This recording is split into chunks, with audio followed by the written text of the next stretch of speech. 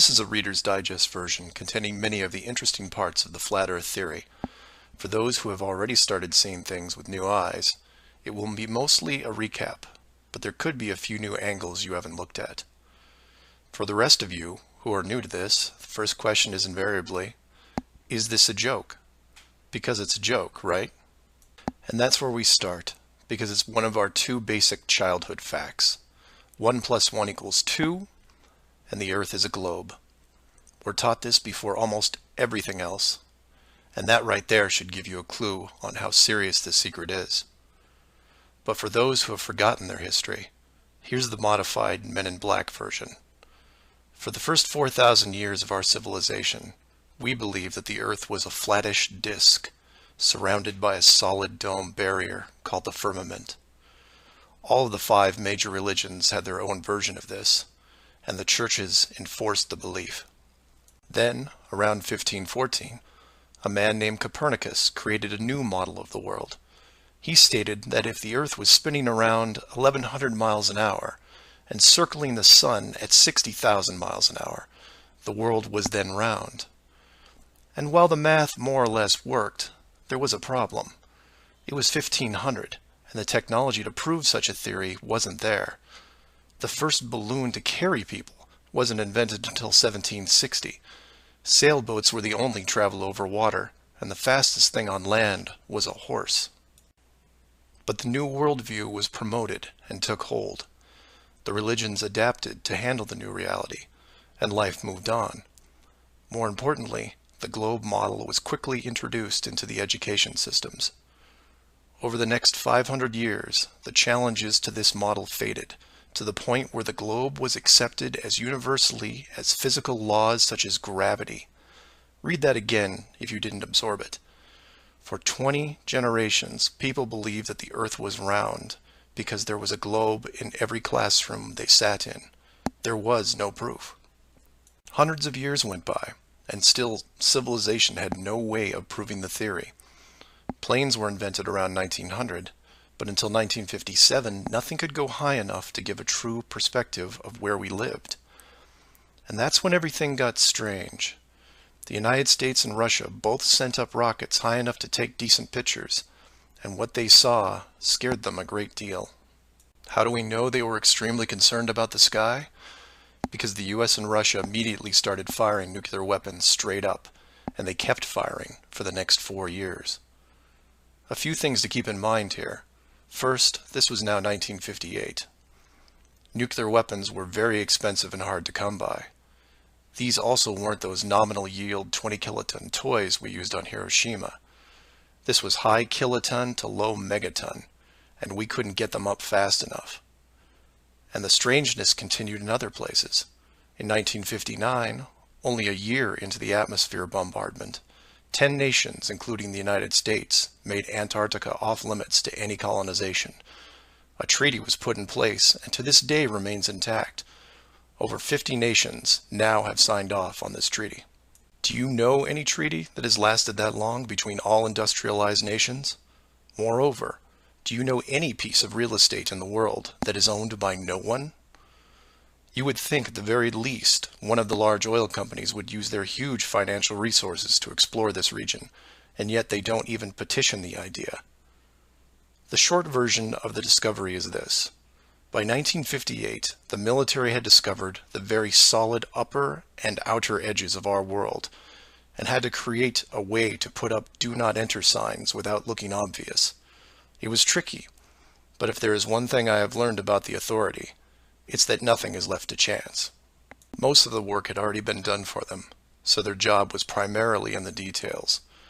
The sky part of the dome was much higher than commercial air traffic, so the only thing they had to worry about there was the space program, which is immediately militarized. The outer border had the natural benefit of not only an extensive ocean, but a scaling decrease in temperature and a steady increase in iceberg frequency to discourage ships, all leading to a permanently frozen landmass that could not be used for any form of agriculture. This ocean and ice layout had worked well for thousands of years because the technology of the current civilization didn't evolve quickly. Sailors avoided cold weather seas whenever possible, and oxygen levels get low enough to harm people, even on high mountains. The brilliance of the design comes in the simple fact that human males are corrupted by power. Corruption so total, in fact, that they would rather hide the world itself rather than risk their power on it. You could theorize that kings and popes were told of the world a long time ago. Maybe an ancient scroll or book. Perhaps an interdimensional being told the tale of what the world looked like. But this was all but dismissed, because even the most powerful leaders of the day couldn't reach the borders. And if they couldn't, what chance did the general public have? It's one thing to be told of the giant impenetrable dome, but it's a whole different animal when you finally stand right next to it. Then the tough decisions have to be made. Do we keep the secret? And how far are we willing to go to keep the status quo? Once they decided to keep the secret, no expense was spared. The rapid progression of rocketry science had to be addressed quickly, and so the moon missions were created. Matt from the NASA channel was right in his thinking that you needed the moon mission event to stage a picture of the Earth from deep orbit, and that couldn't be more true.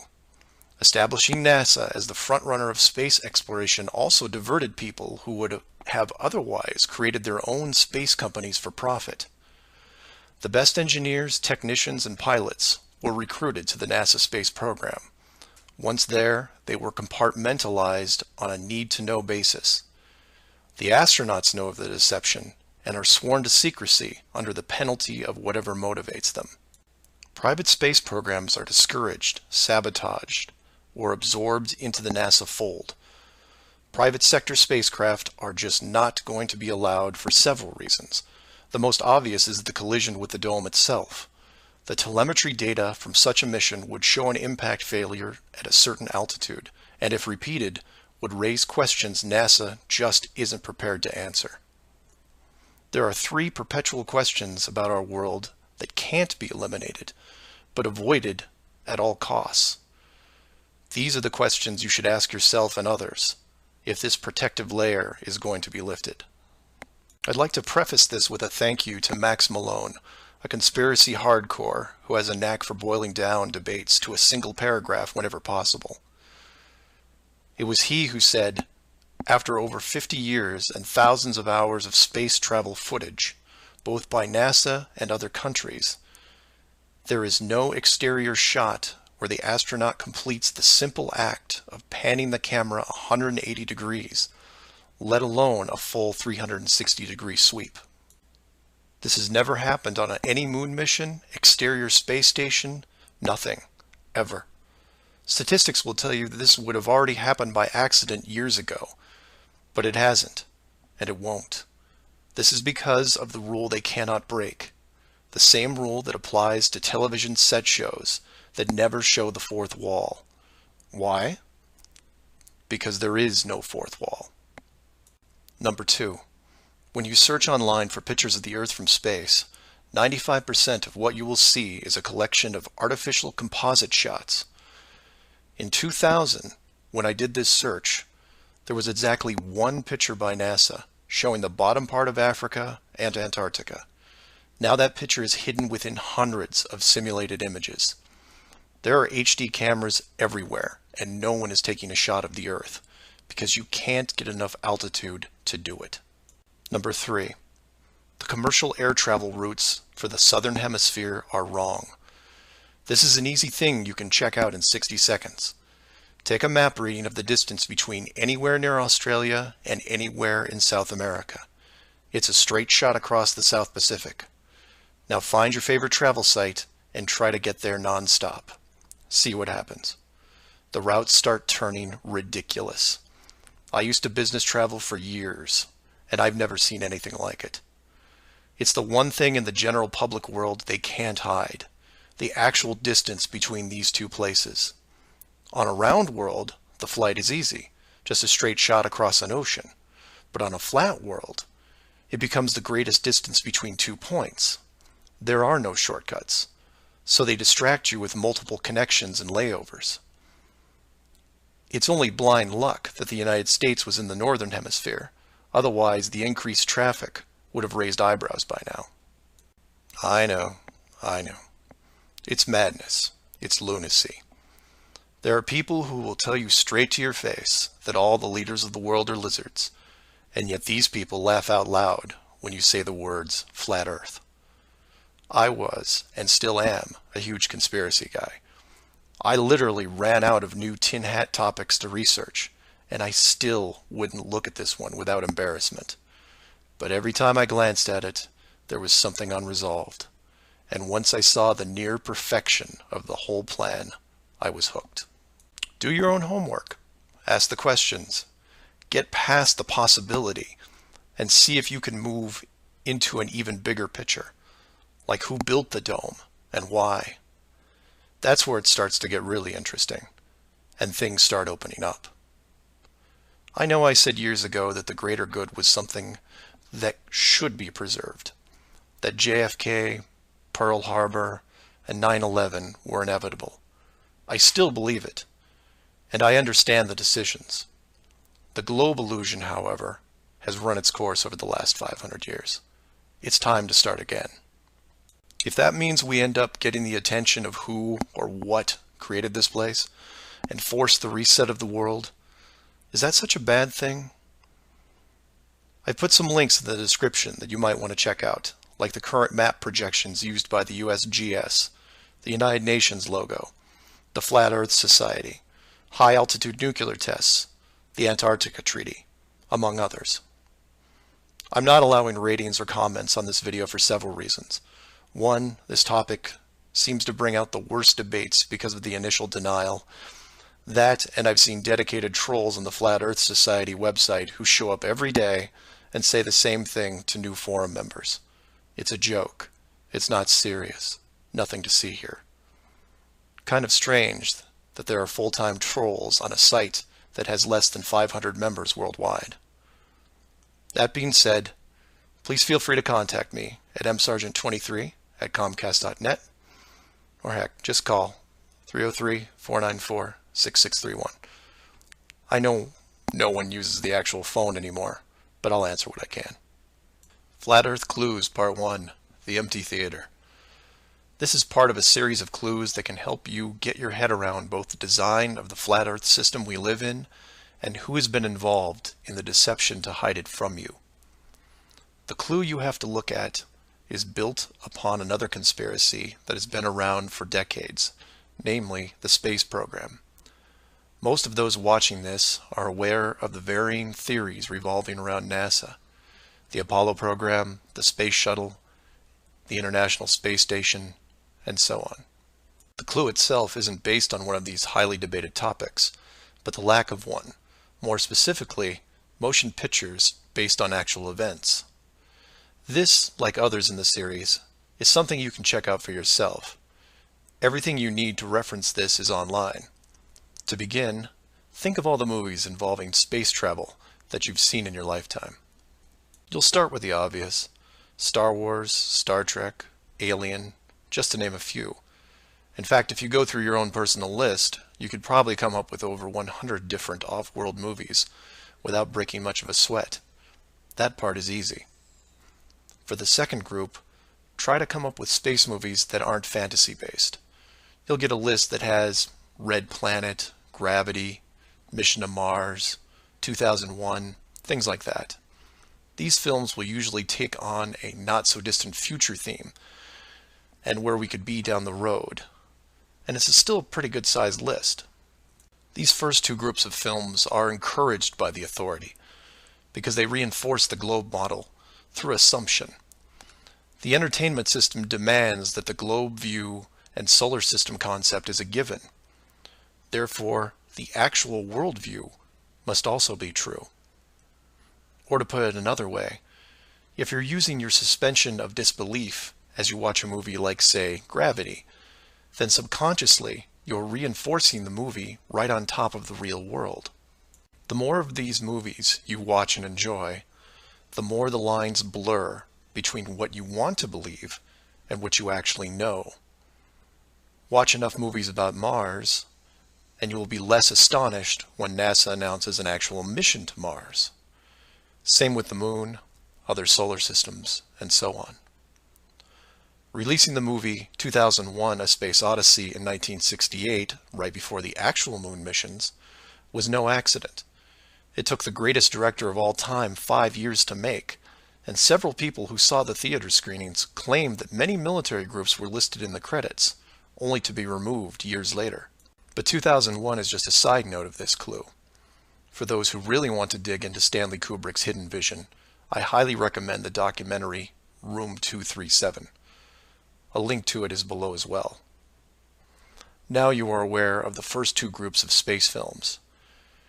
There are those that contain generous amounts of fantasy, and those who try to paint our near future. These two groups are easy to find. The third group is a challenge, and again, that's where things get interesting.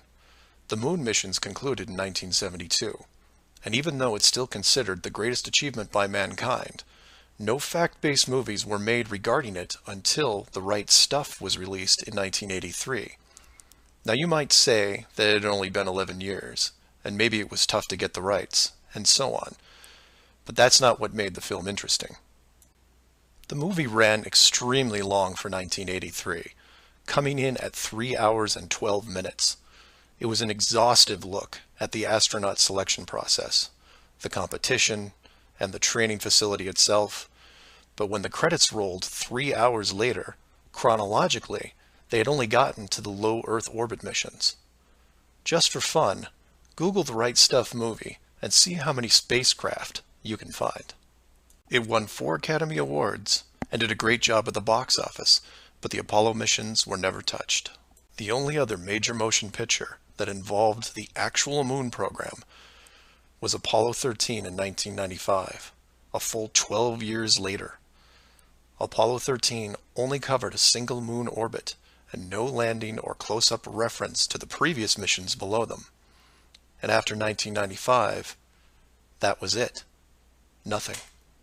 Hollywood is known for leaving no stone unturned, with reboots and sequels to nearly everything. Yet in almost 60 years, there has never been a single moon mission movie based on actual events. Hundreds of science fiction films reference in it. Everything from Superman to the Transformers. But literally nothing that covers the moon's surface.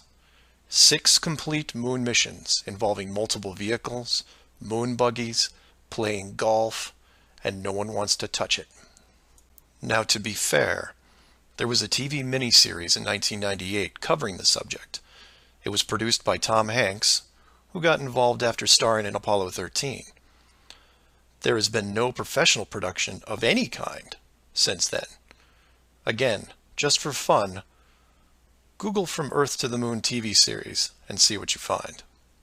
The why is easy, and the clue revealed.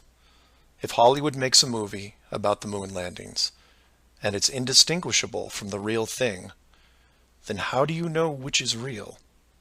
It raises some subtle questions involving stage technique and how long they've been in place.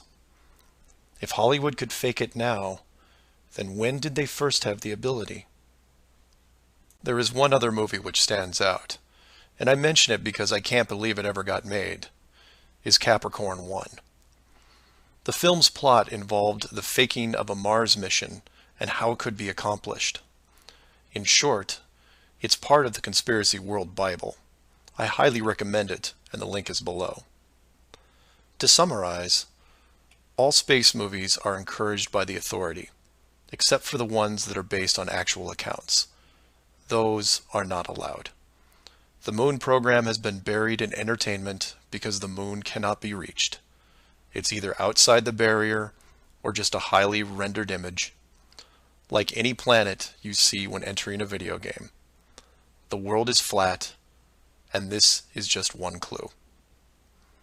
So do some of your own research and ask questions. Please feel free to email me at msargent23@comcast.net or 303-494-6631.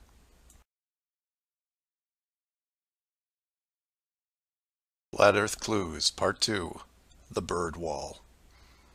This is part of a series of clues that can help you get your head around both the design of the flat Earth system we live in and who has been involved in the deception to hide it from you. This clue revolves around one of the most remarkable men you may have never heard of, Richard E. Byrd, and his relationship with Antarctica and the secretive missions he carried out there until his dying day. Some of you have followed the legend of Richard Byrd through the hollow earth theory.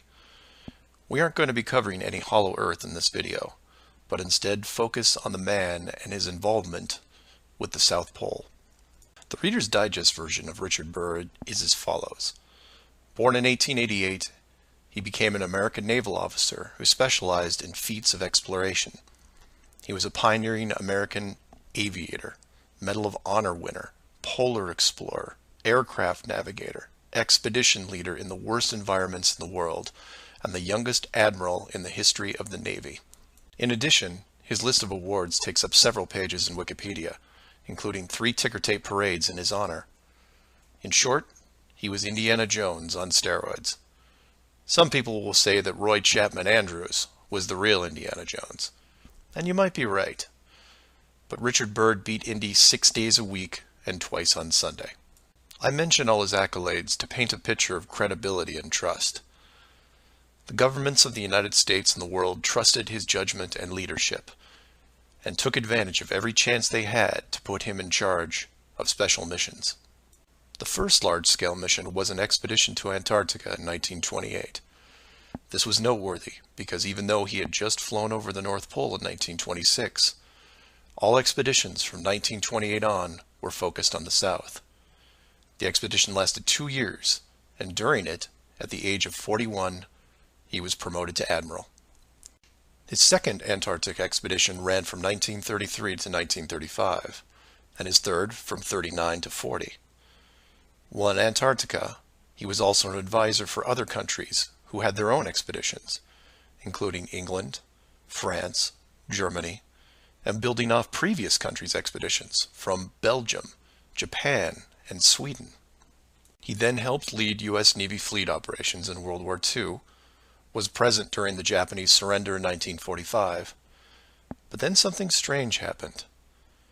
He went back to Antarctica.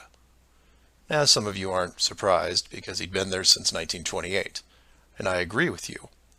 It's the how that's interesting here. His fourth trip to Antarctica wasn't an expedition. It was a military operation called Operation High Jump. Commanding an entire aircraft carrier group that included 13 support ships, Admiral Byrd led 4,700 men to the South Pole, for reasons that are still shrouded to this day. Some say they were chasing the remaining Nazi fleet, even though Germany had surrendered a full year earlier. Others say there was a Nazi base established in Antarctica during the war, when Admiral Byrd was absent. None of these theories are important for this video. What we do know is that the U.S. had sent an excessively large military force to the ice, all under the guise of peaceful intentions. During this operation, Admiral Byrd told a Chile newspaper this: "The most important result of his observations and discoveries is the potential effect that they have in relation to the security of the United States. The fantastic speed in which the world is shrinking," recalled the Admiral, "is one of the most important lessons learned during his recent Antarctic exploration. I have to warn my compatriots that the time has ended when we were able to take refuge in our own isolation and rely on the certainty that the distances, the oceans, and the poles were a guarantee of safety." After the operation, Admiral Byrd toured the States and gave interviews, the most interesting of which is a national television show in 1954 called The Long Island's Chronoscope. A horrible name, but a decent show. I've added a segment of it at the end of this video and linked it in the description. During this television interview, he first spoke of an area beyond the South Pole as large as the United States, which no one had set foot on yet. He then went on to say that there would probably be expeditions year after year because the U.S. government had really become interested. The interviewers then probed as to why the interest in the South, when any perceived military threat from Russia, keep in mind this was 1954, would be from the North. He went on to say that it was the most valuable and important place in the world for science. It involved the future of the nation, an untouched reservoir of untapped resources, including coal, oil, minerals, and uranium. He added that at the time of the interview, there were 7 nations currently engaged in Antarctica, including Russia, Australia, Argentina, Chile, and New Zealand. During the interview, the admiral talked about planning the next military mission to Antarctica. It was called Operation Deep Freeze and ran from 1955 to 1956.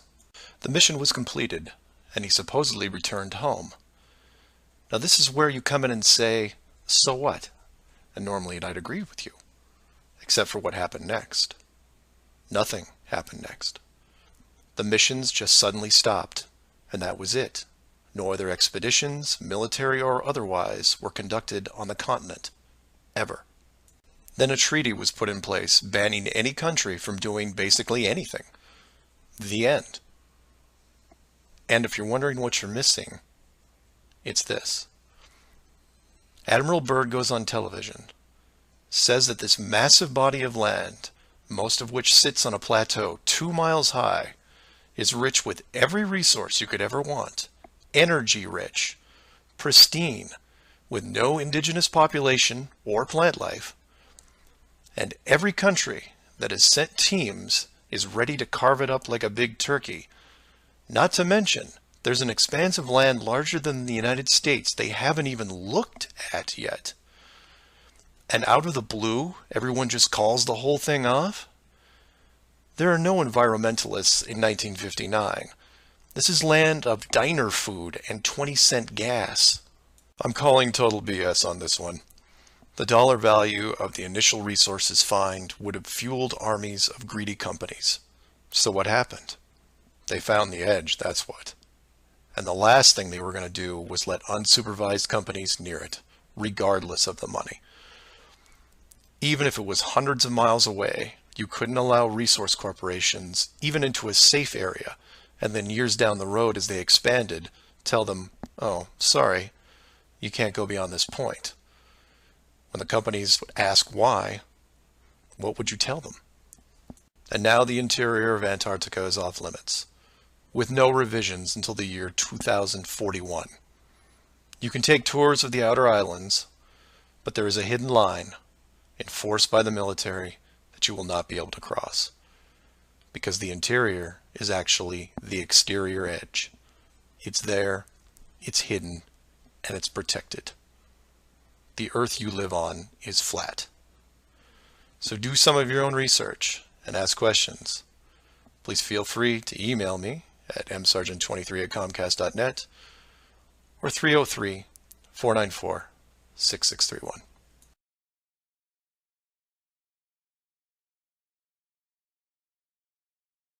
Our very distinguished guest for this evening is Admiral Richard E. Byrd.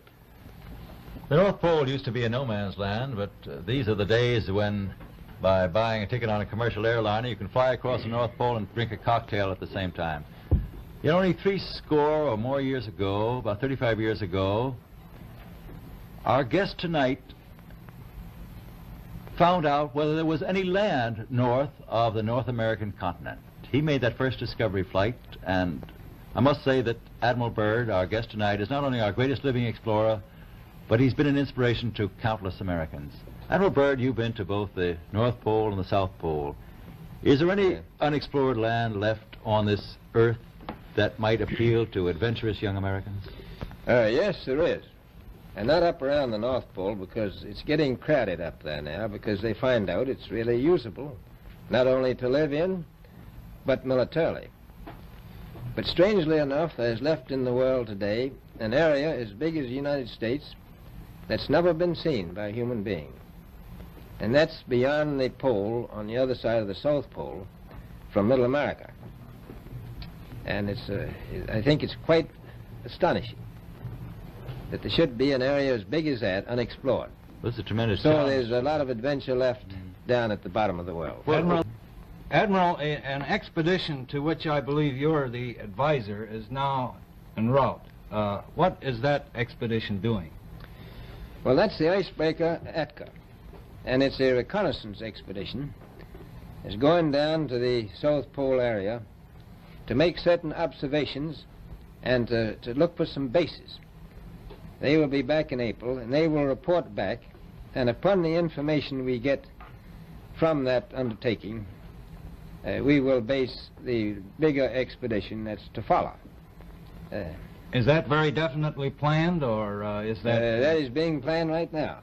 So I'm willing to say to you that there will be a number of expeditions that will follow, I think, year after year, at the bottom of the world, because the government has really become interested. Well, Admiral Byrd, I can understand, I think everybody can, the interest in the North Pole because it's so near our greatest challenger, Soviet Russia. But why this interest in the bottom of the world? Nobody living down there, is there?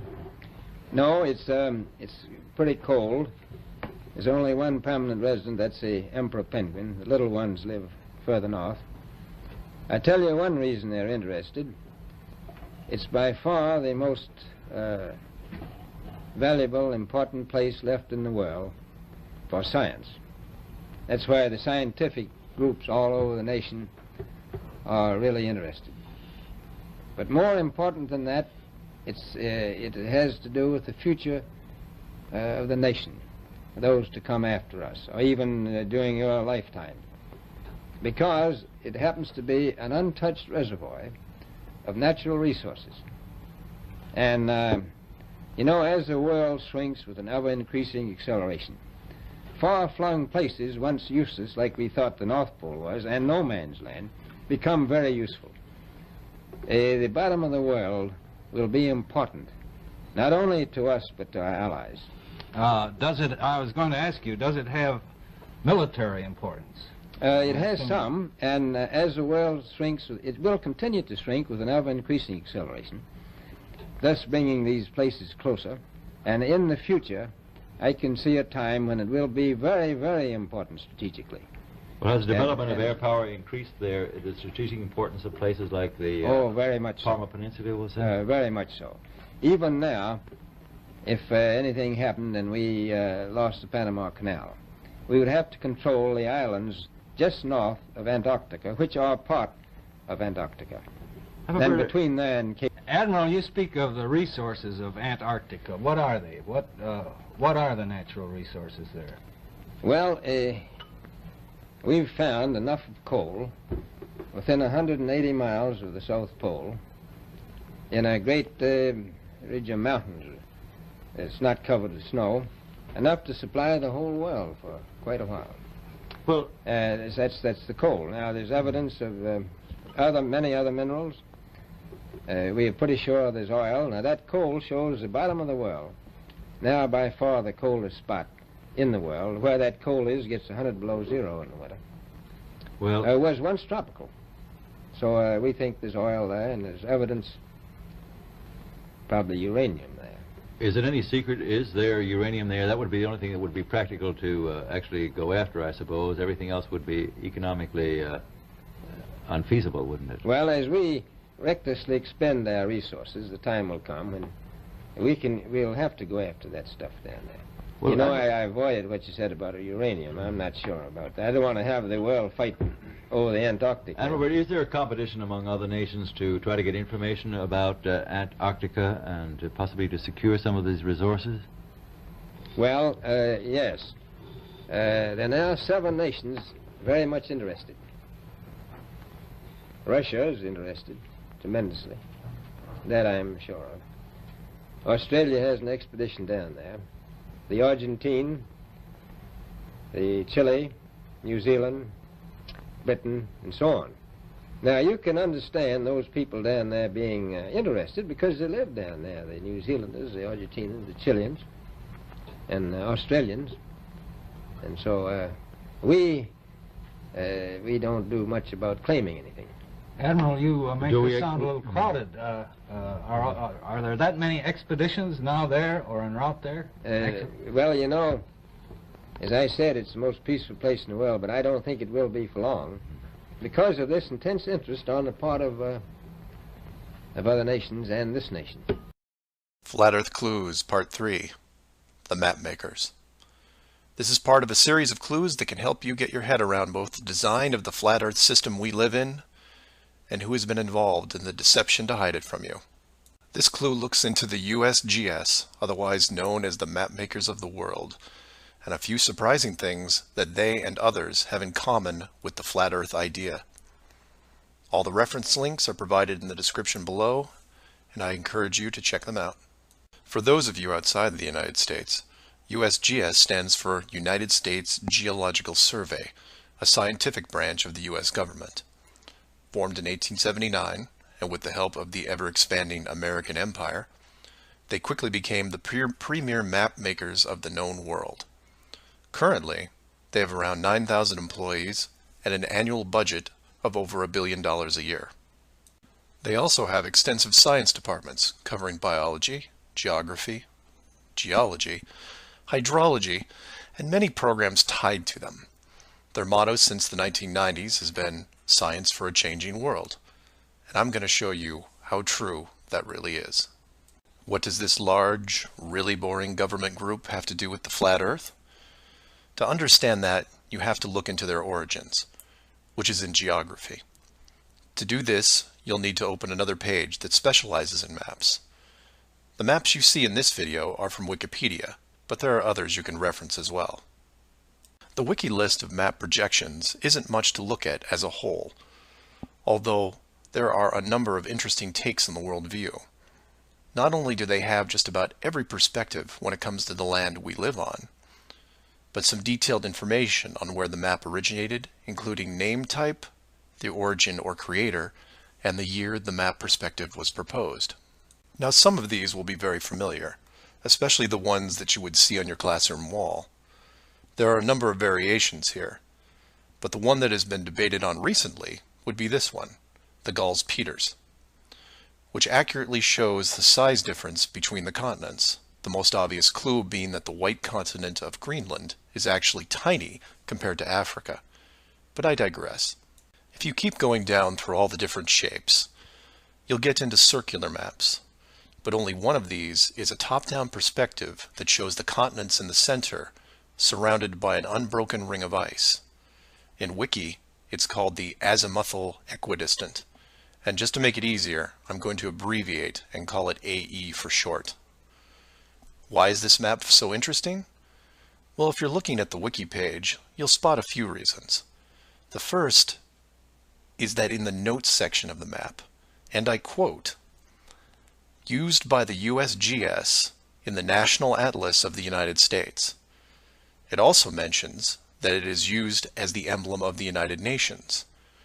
Of all the maps on this screen, it is the only one that references a group of any kind.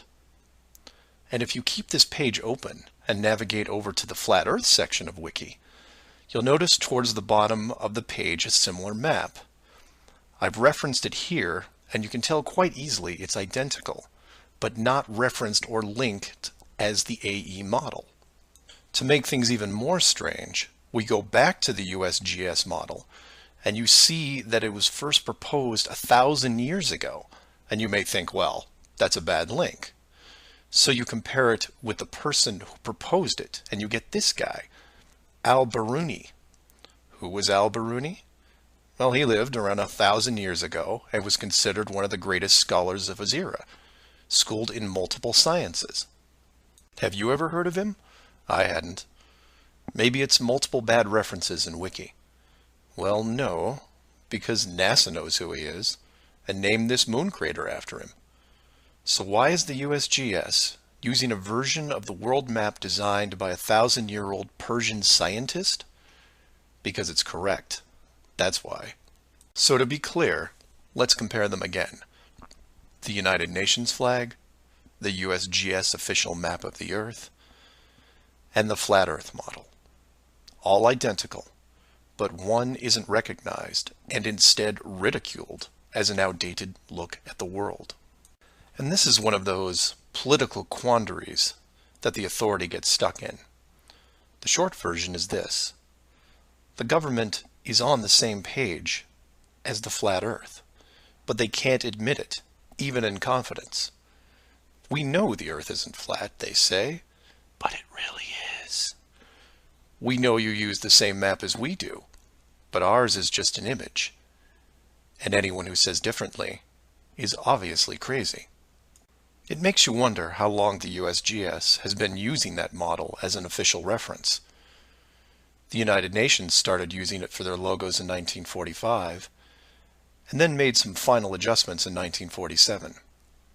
And the UN flag also raises a few questions, like, why isn't Antarctica represented on the map? Is it supposed to be assumed in the outer circle, or perhaps the spiky olive branches on the outside? They don't mention it anywhere online. And this is what I like to focus on: the gaps, the holes in the plot, the unanswered questions.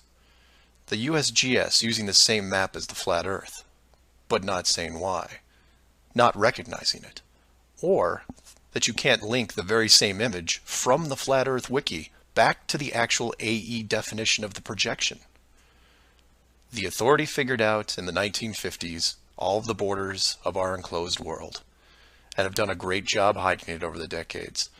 But the world's a complex place, and there are clues out there just lying around. I think it's time you saw some of them. So do some of your own research and ask questions. Please feel free to email me at msargent23@comcast.net or 303-494-6631. Flat Earth Clues, Part 4, Shell Beach. This is part of a series of clues that can help you get your head around both the design of the flat Earth system we live in and who has been involved in the deception to hide it from you. This clue covers the near-perfect design of the flat Earth model and will break down some of the logic behind the decisions made. It sounds like a big task, and it is, but to start, let's look at something small, like this little guy. Take an ordinary mouse and put it into a glass cage. It doesn't have to be a mouse. It could be a snake, a lizard, an insect. It makes little difference for this exercise. People identify with mice because they're used to seeing them in lab experiments. Mice also don't have any sinister connotations. They're seen as relatively innocent and benign, the perfect test subject, as it were. I have yet to meet anyone who has a bias against the lab mouse. So the mouse goes into the box for the first time, and the reaction is always the same. It explores its surroundings, and more importantly, tests the barrier around it, probing for exits or potential exits. The mouse inspects every inch of its new glass home, and at some point settles into the acceptance that the walls are indeed solid and that it may be there for a while. Every so often, it will repeat the process, again checking the boundaries of the cage, just in case something has changed. What it doesn't do is act like it would in the wild, because it realizes that it's in a form of captivity. The glass box doesn't even remotely resemble its natural environment.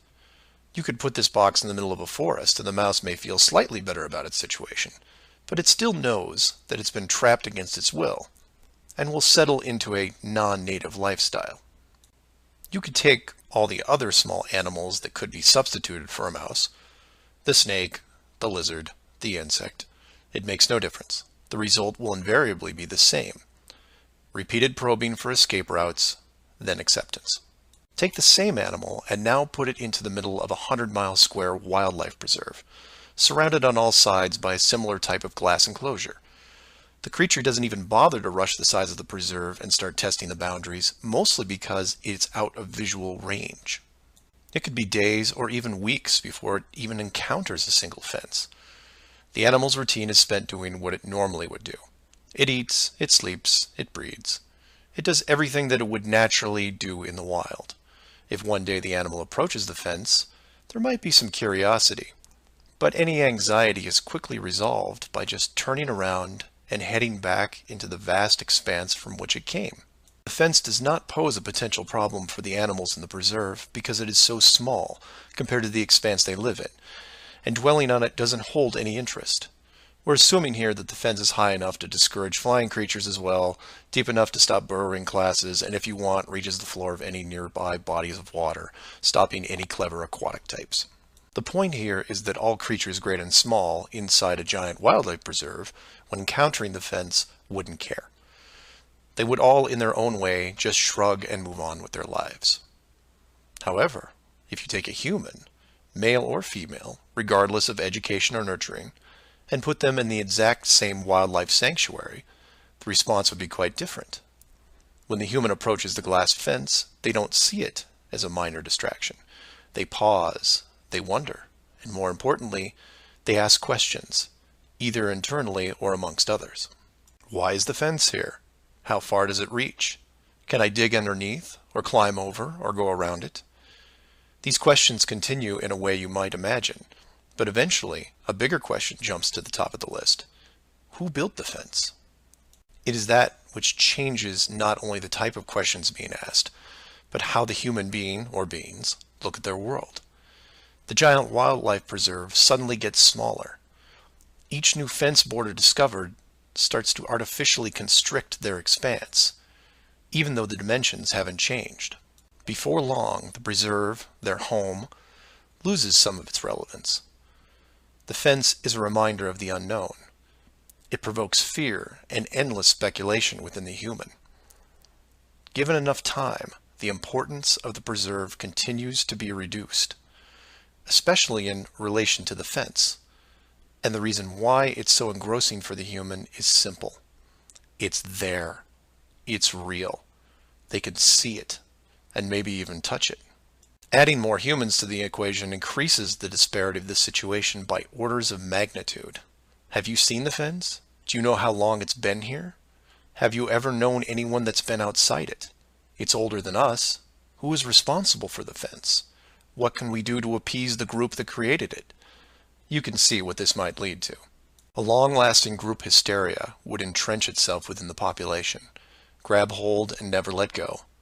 The fence is bigger, older, and wiser than they are. It humbles them, it angers them, and it is forever. It is their proof of a higher power. Maybe not God, but certainly God-like.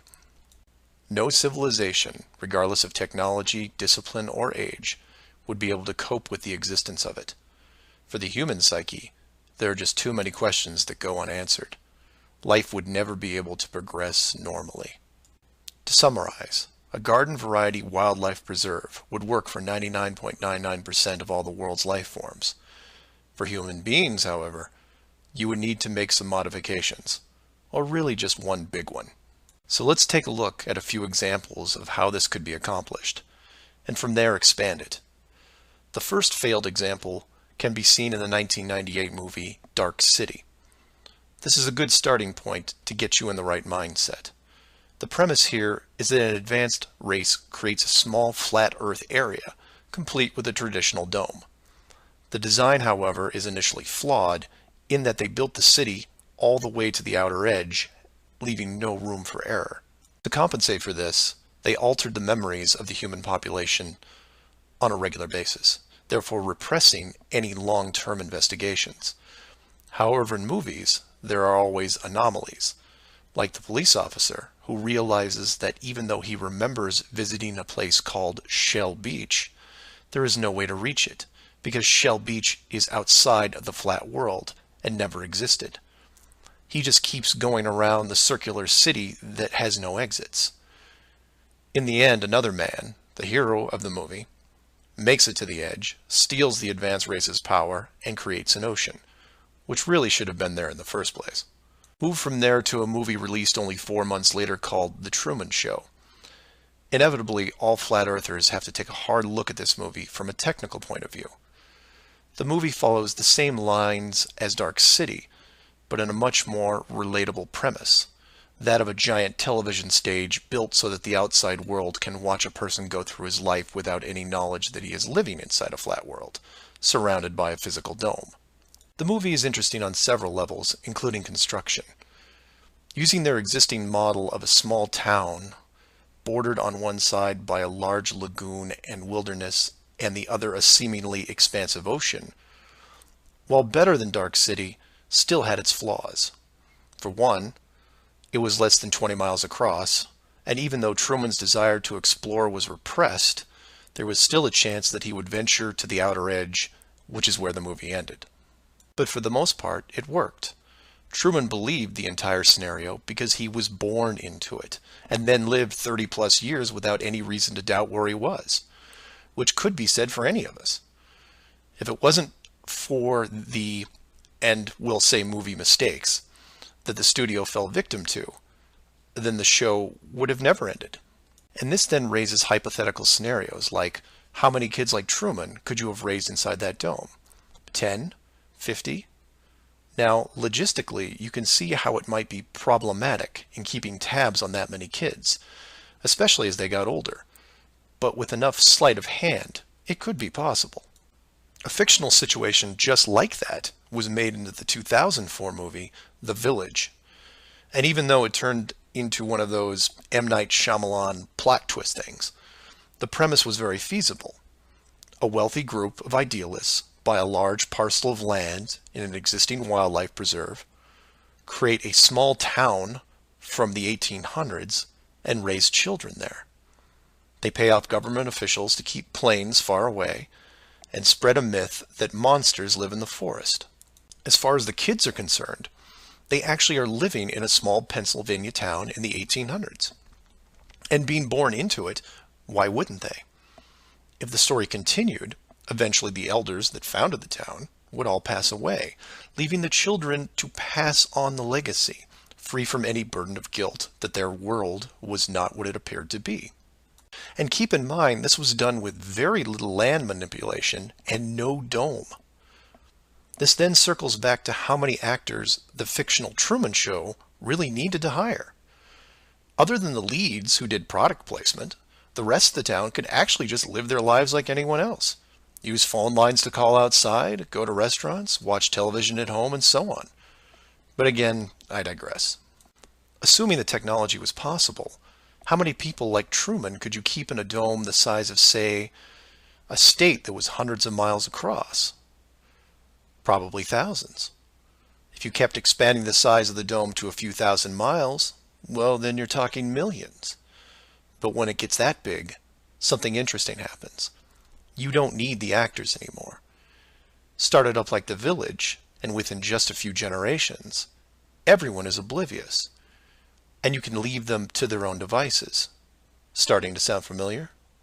In fact, the larger you make the enclosed world, the less micromanaging needs to be done. It gets easier as it scales up. This brings us back to the missing modification you need for the human race. To keep the storylines consistent and remove all the hocus pocus of monsters in the woods or that you can't get to Shell Beach, you place in gradual negative reinforcement, one that creates an illusion of choice. Say, for example, that Truman went out in the sailboat the same as before, but this time the dome was twice the size and the simulated ocean far larger. How far would he travel before getting hungry, thirsty, or tired? The movie ending is then in doubt. And if you compare this scenario where you are now, then you start to see it. Look at the flat Earth map again. Continents grouped in the center, surrounded in all directions by hundreds of miles of salt water. Think about how much further ancient ships would have traveled if you could drink what you were sailing on. As you move closer to the edge, the temperature starts taking a nosedive. Then you start seeing icebergs.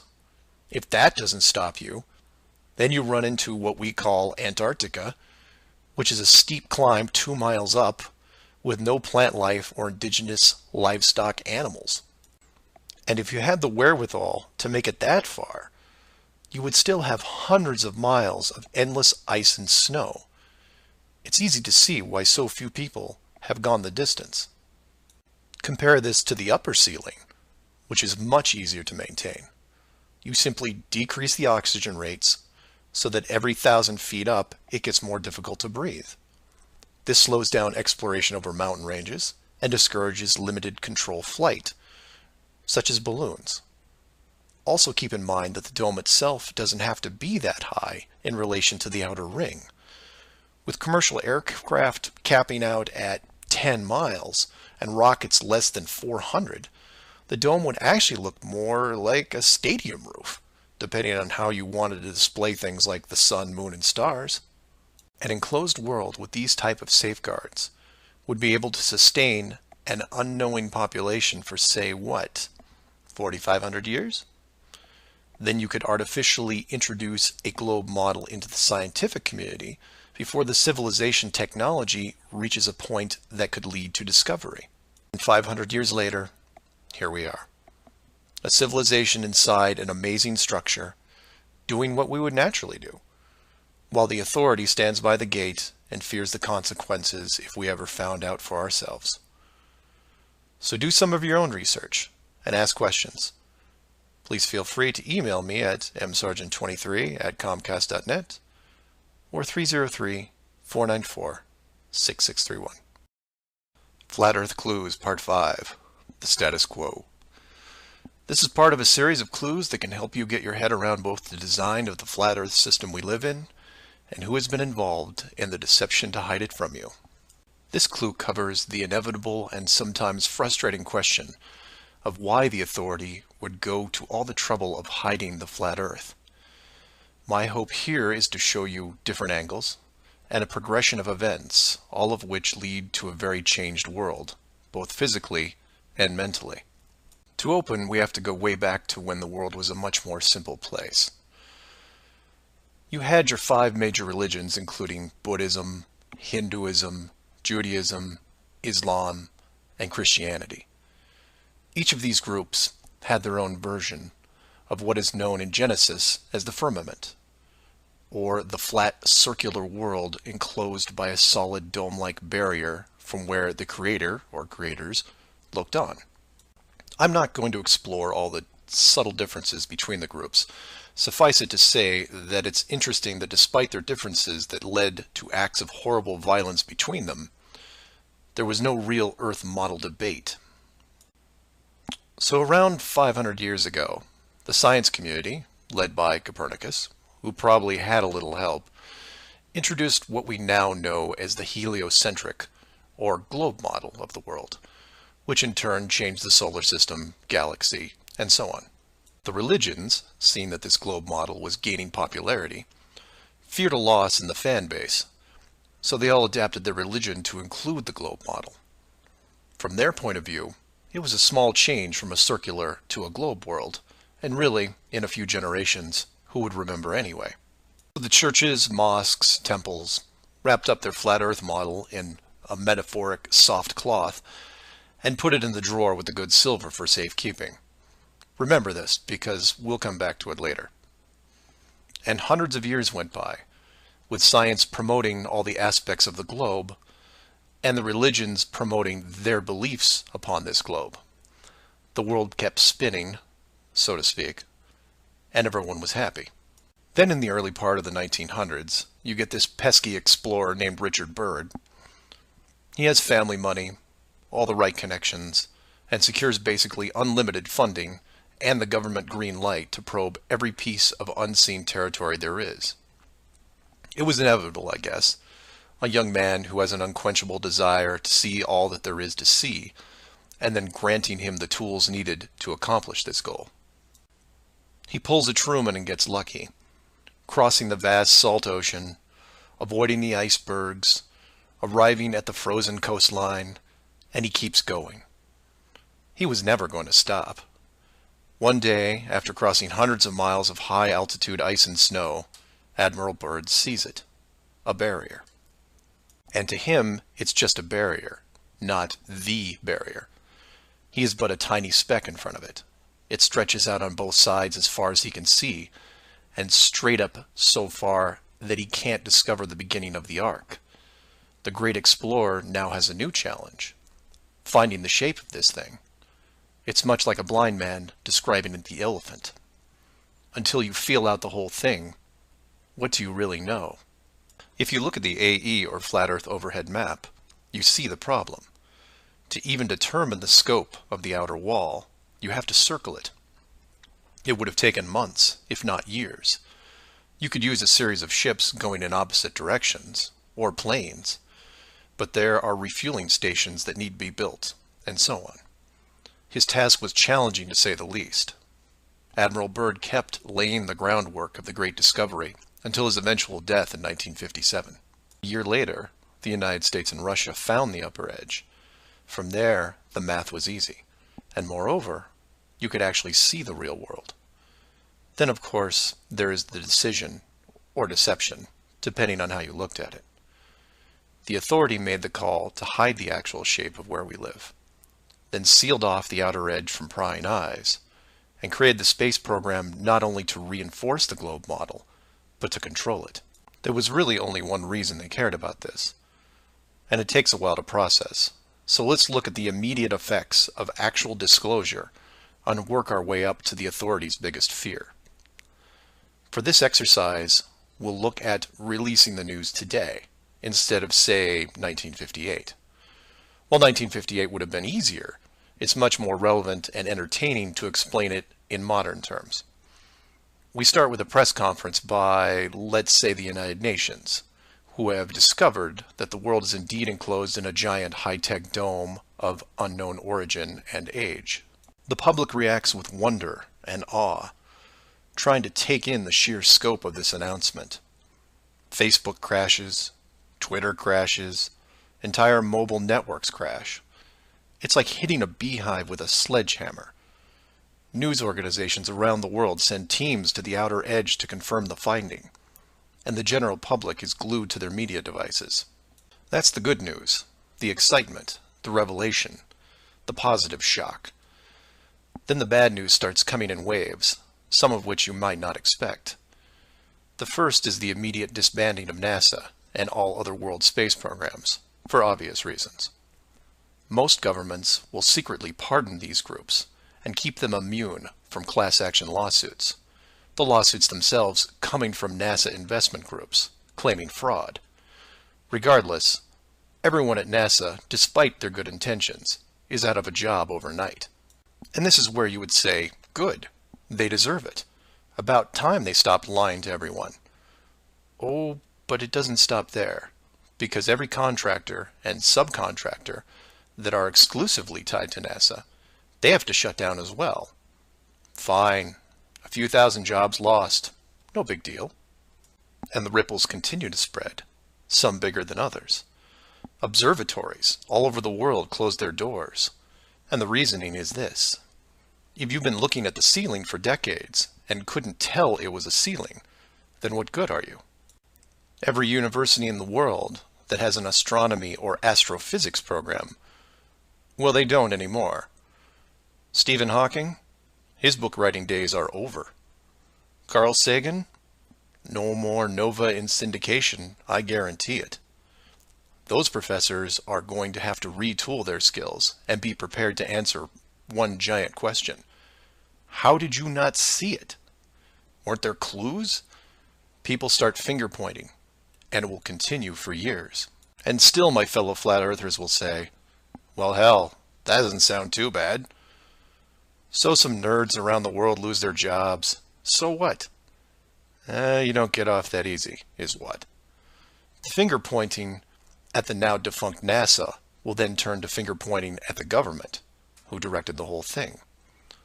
This is where we run into some dangerous ground, involving things like the Ark of the Covenant, the Holy Grail, and the Ring of Power. And you say, you lost me. I was with you until you started bringing up religious artifacts from movies. And you're supposed to be lost. Of the 5 major religions we mentioned earlier, those being Buddhism, Hinduism, Judaism, Islam, and Christianity, none have been able to produce a supernatural object over the last 5,000 years. And trust me, it would be beneficial to do so. The Ark of the Covenant would benefit Judaism, the Holy Grail Christianity, and the Ring of Power, well, that benefits someone else. Maybe I'll leave alone for now. The point is that all religions are actively seeking their leverage against science. You've heard of the division between church and state. Well, here it is. Advantage church. The barrier becomes a giant religious symbol, and since it is backed by the Big Five, it also becomes universal. The Big Five then go into their drawer with the good silver and pull out this belief that was forgotten but not lost, and say, we knew it all along, and science lied to us. Temporarily, all religions unite against science, who has been only moderately weakened by the removal of their astronomy and astrophysics divisions. But the public won't care, because they will listen to the group shouting the loudest, and no one yells louder than the church. They will scream with righteous fury that the dome was built by our God, your God. And the people will turn to science and hear nothing but crickets. And that's where the world changes, because in times of great stress, the public will want words. And while religion has no shortage of them, science simply is incapable of taking leaps of faith. I'll take a glass half full approach and say that anyone listening to this is probably an intelligent, rational person, one who can make informed decisions outside of the conventional doctrine. But for every one of you, there are hundreds, if not thousands, of mouth-breathing troglodytes who will not walk but run to the respective house of religion and say, "You were right about this. What else can you teach me?" This is what fills the current authority with pause. The unknown response to that question. Will religion take the high road and work with what remains of science to discover the truth? It's possible, I suppose. It's also possible that religion will combine this technologically advanced society with a revitalized and aggressive doctrine that then transforms daily life into something that makes the book 1984 seem like a Saturday morning cartoon show. I'm hoping that mankind will prove me wrong, but so far, that isn't the case.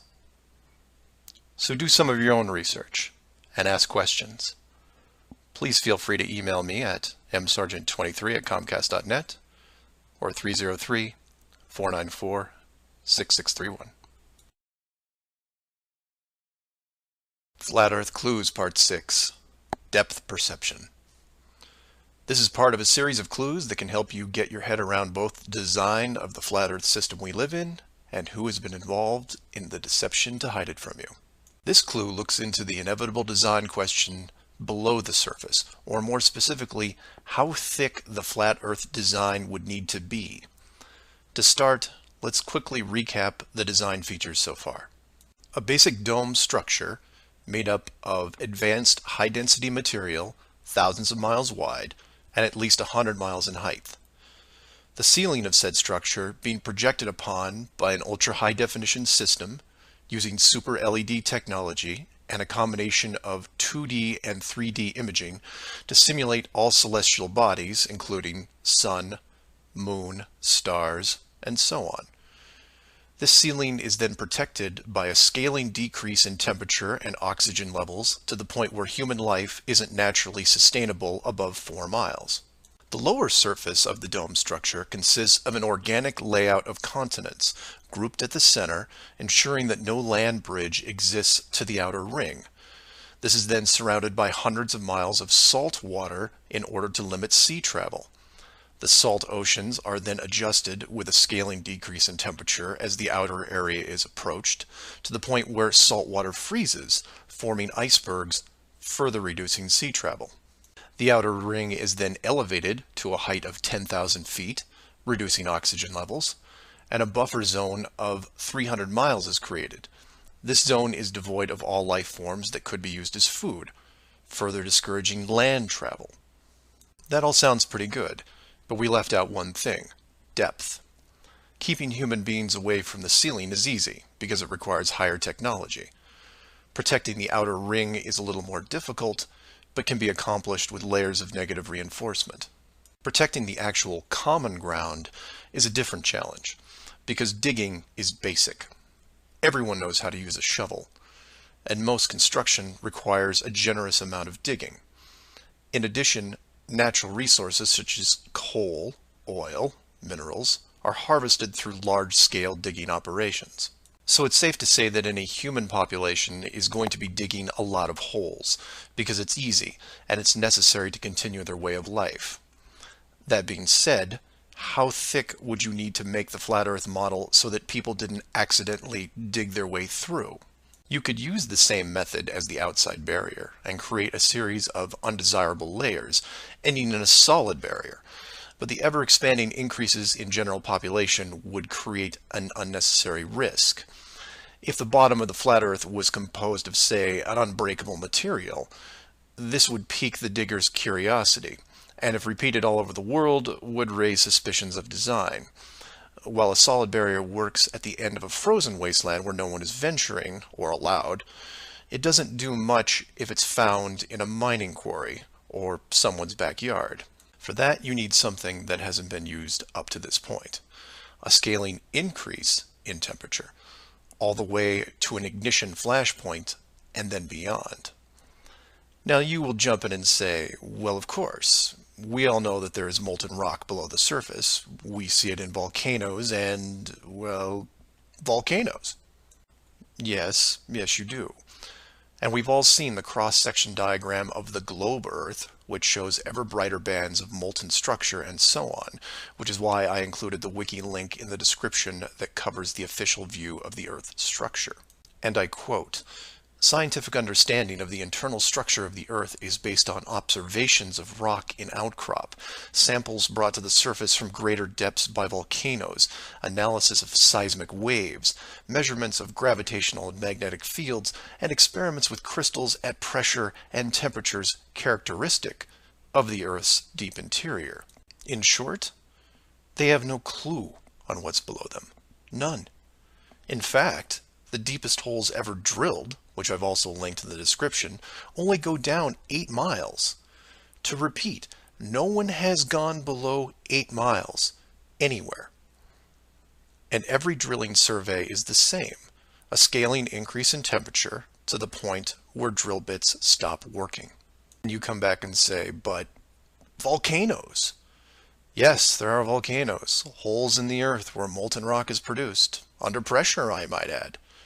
Certainly that can't be artificially created. No? We can melt rock right now. It's called a smelting plant. What do you think your car is made out of? Melted, reformed, and polished rock. We have the technology to do this. It all comes down to scale. Create a large set of furnaces at, say, 50 miles below the surface that can melt and pump molten rock. And you say, what would the furnaces be made out of? Oh, I don't know. How about the same dome material that can withstand nuclear weapons?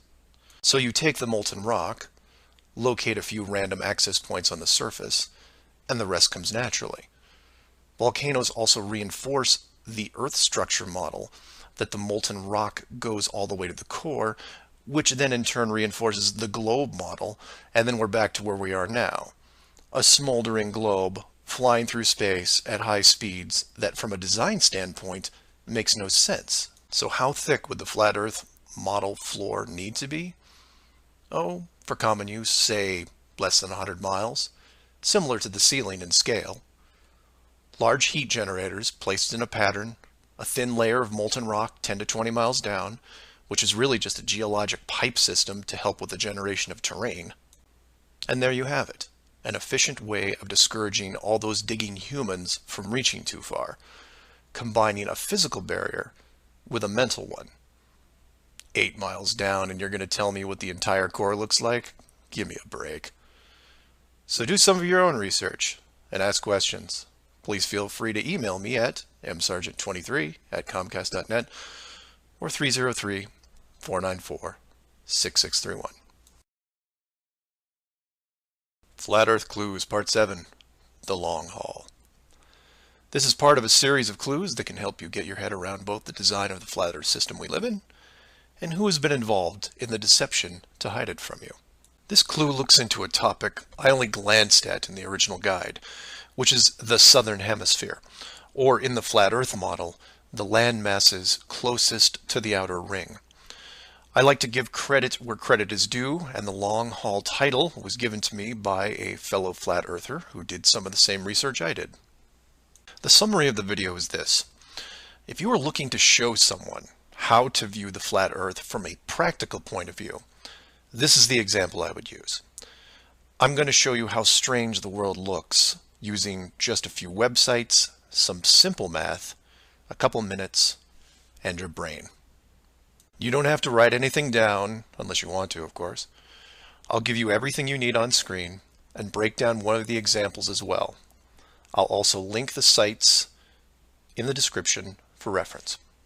First, here are some websites that help you calculate distance. The GPS on your phone already does this, and you may have an app as well, but here are some dedicated examples. Timeanddate.com, tripit.com, distancefrom2.net, worldatlas.com, freemaptools.com, and travelmath.com. If your favorite isn't listed here, like Google Maps, then use whatever is most familiar to you.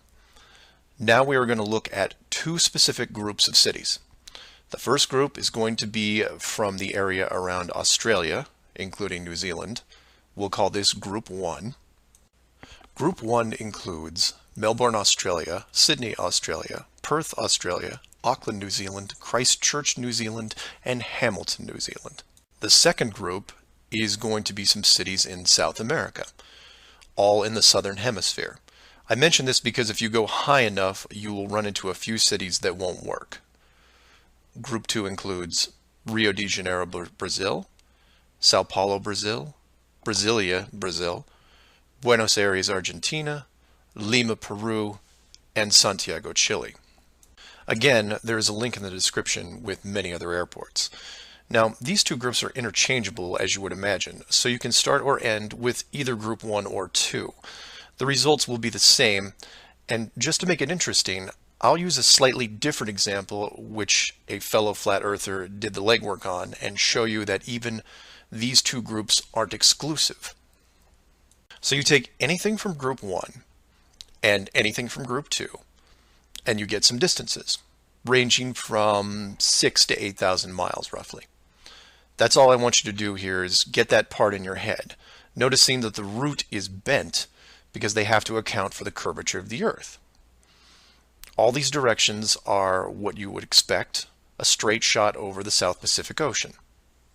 Now, just to prove it's not an exclusive route, instead of starting in, say, Rio and landing in Auckland, I'll start what should be the opposite side, in Cape Town, South Africa, which is roughly the same distance on a globe Earth, coming in at 7,300 miles. Notice on the map it's still a straight shot through the Indian Ocean and not crossing any countries. An easy route. I try to book my flight. For this example, we use TravelMath, but you can use whatever is easiest in your country, like Priceline, Expedia, Travelocity. It will make no difference because they're all tied to the same system. And this is when everything goes wrong. So the first leg, the airlines don't send me due east, but instead shoot me 4,700 miles almost due north to Dubai. Okay, maybe we're just picking up people. Seems a bit excessive, but I'll go with it. I'm probably comfortable in my seat drinking vodka tonics anyway. And from Dubai, it should be a straight shot home to Auckland, right? No.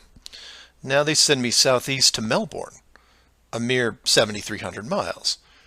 And then finally a third leg from Melbourne to Auckland coming in at around 1,600 miles. I'm rounding up or down to make the math easier. Regardless, the total miles for this flight is almost double what should be expected, coming in at 13,600 miles. In addition, the trip took me 37 hours. How long should it have taken? Well, in a 777, about 12. Now this is where you come in and say, well, it's probably an isolated incident, or some strange connection thing. You know how the airlines are. Oh no, my friends. We can do this all day. This roulette table is rigged, and there is no way to get a fair game. The first part of the clue is the utter lack of non-stop flights from anywhere in this hemisphere, which is why I gave you multiple cities in each group. And here's the plot hole for you. Flying from international cities like Sydney, Rio, Santiago, or anywhere else close by, you can't get a single non-stop flight, no matter how much money you pay. I tried to do this for an entire night, and it was like playing an online casino game, one that I was losing most of the time. The connections kept coming in like spam windows. Start in Christchurch, go to Auckland. Start in Auckland, go to Sydney. Start in Sydney, go to Dubai, or Los Angeles, or somewhere else that makes no sense. Some of these connections took the trip over 50 hours to complete. Go ahead, try it yourself. You may find one nonstop.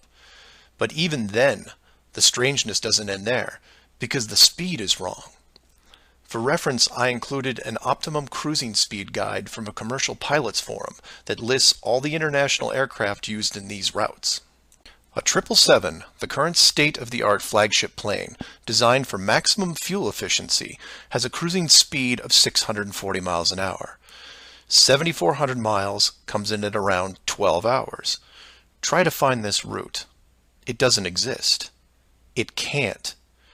The closest I came was a one-connection flight with a 3-hour layover. The total flight time was 20 hours. 20 take away 3 is 17. Not 12. And this might work if the plane was doing, say, 430 miles an hour. But it's not. In fact, the slowest cruising speed I found was an older Airbus just around 593. But this is all just numbers, right?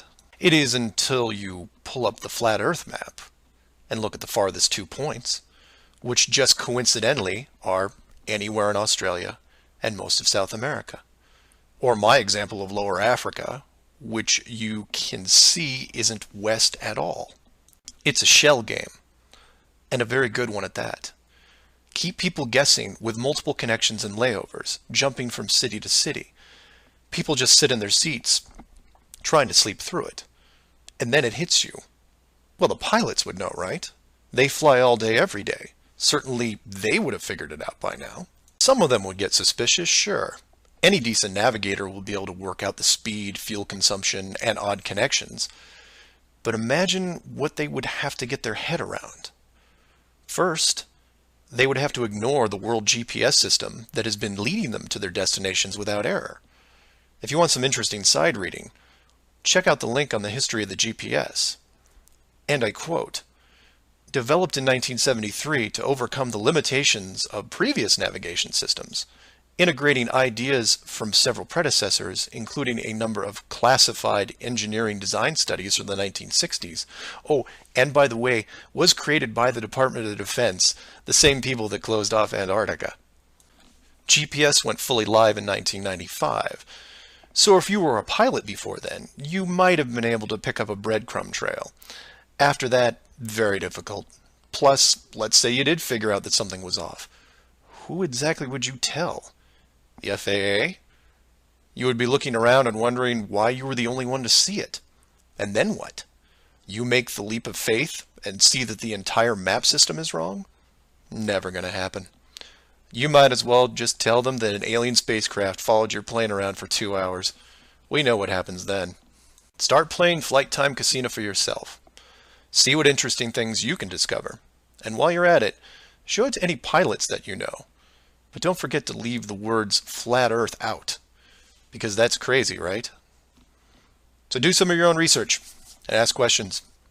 Please feel free to email me at msargent23@comcast.net or 303-494-6631. Flat Earth Clues, Part 8, The Creative Force. This flat Earth perspective takes a look at the design from the ever-present why standpoint, and although it will review some of the dome technical features already discussed, I'll try to do it from a different angle, or more specifically, why I might build it. Someone mentioned to me recently that while the dome was a very big concept, it made the world much smaller, kind of like what Admiral Byrd expressed in an interview all those years ago. This someone also said that it made them sad, which I understood. And while I did what I could to comfort this person, I realized that I could have done more. So this video is for the people who look upon this world with their new eyes and start drifting into a state of melancholy.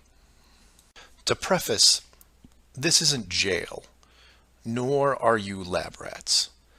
And before I'm done, I hope to show you a version of why. To start, let's look at an old story, one that you may have heard, involving another enclosed world, kind of like yours. I say kind of like yours because the finished design that you are sitting in right now took several revisions in just about every aspect, much like any project. You come up with ideas, you see what works and what doesn't, and you improve the process until you come up with something that, while not everyone agrees upon, satisfies the best of all criteria. One of the first dome layouts involved a race of people who were supremely driven by ambition. They didn't have a word for lazy or fear. They absorbed knowledge very quickly, incorporating physics, advanced electronics, engineering, and drove their technology with energy from the enclosed world itself. And when their technology had reached the point where the dome's structure was discovered in its entirety, there was no reaction of wonder and awe. They just looked up and squinted at the sky.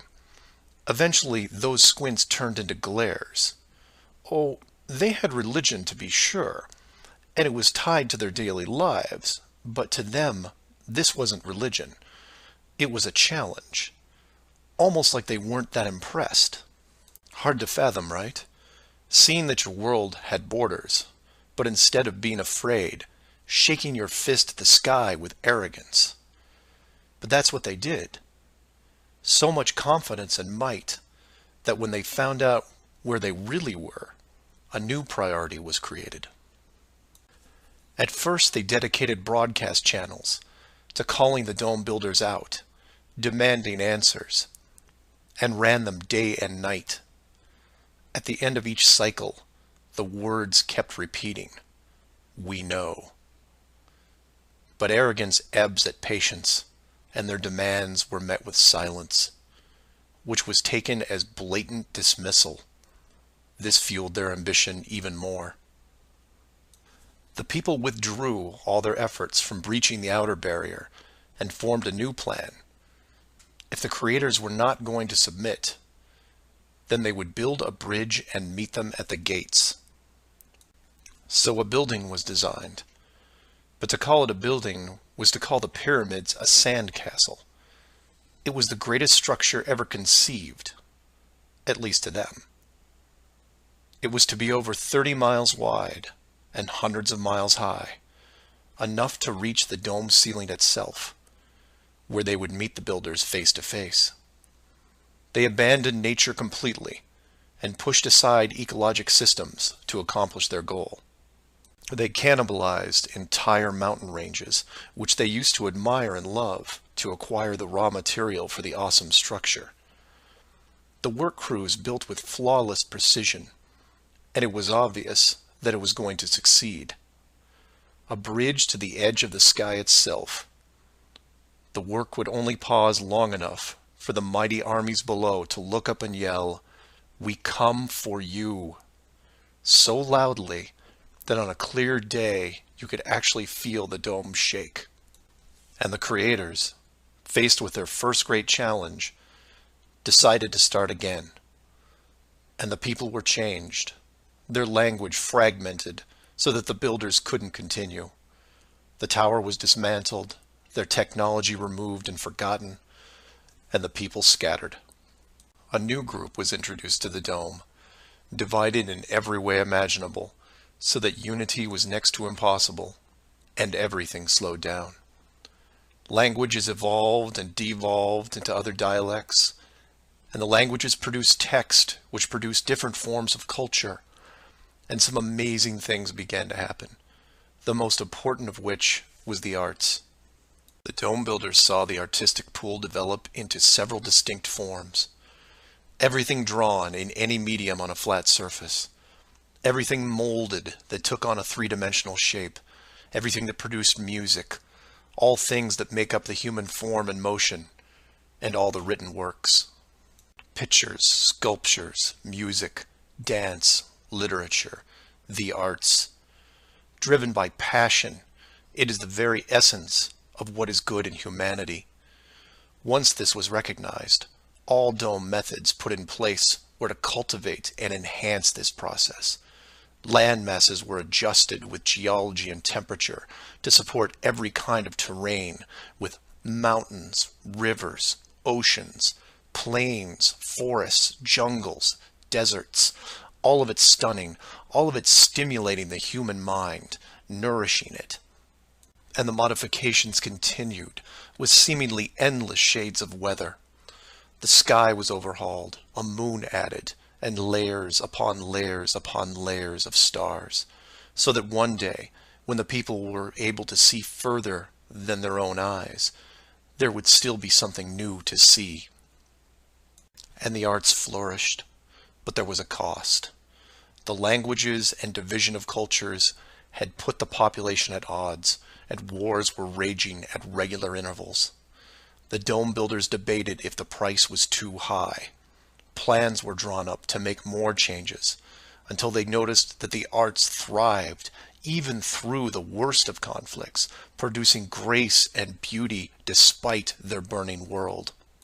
It was wonderful and terrible at the same time, and the debate outside the barrier continued to intensify until a majority spoke out and said, "This world is a creative force, and we must see what it leads to. The barrier must be hidden at all costs." So the globe model was put into the population, and both science and religion adapted to it. The arts grabbed onto it like a new drug, the creative minds of the world exploding with new concepts. Their universe was now infinite, and the rules changed. Science then led to science fiction, which opened up everything else. Books, pictures, sculptures, dance, and music, all reaching deep into space, decade after decade of wonderful possibilities, rising above the ashes that were at their feet. And it's not just the artists, it's everyone. You affect others, who affect others, who inspire others, who build it, paint it, sculpt it, sing it, who then put it up on a pedestal and hold it under the light and say, "This is a piece of who we are." And for every one of them, there are hundreds of others who, for whatever reason, were unable to express the songs and images and stories that are in their heads. Imagination is far more important than knowledge because it is limitless. It is your shield, your sword against the cruelty of destructive forces. There are those right now who live in chaos, whose life is surrounded by a swirling nightmare from which they think they'll never escape. These are the true warriors of the world, and they are far braver than me. I am humbled by those who suffer the most.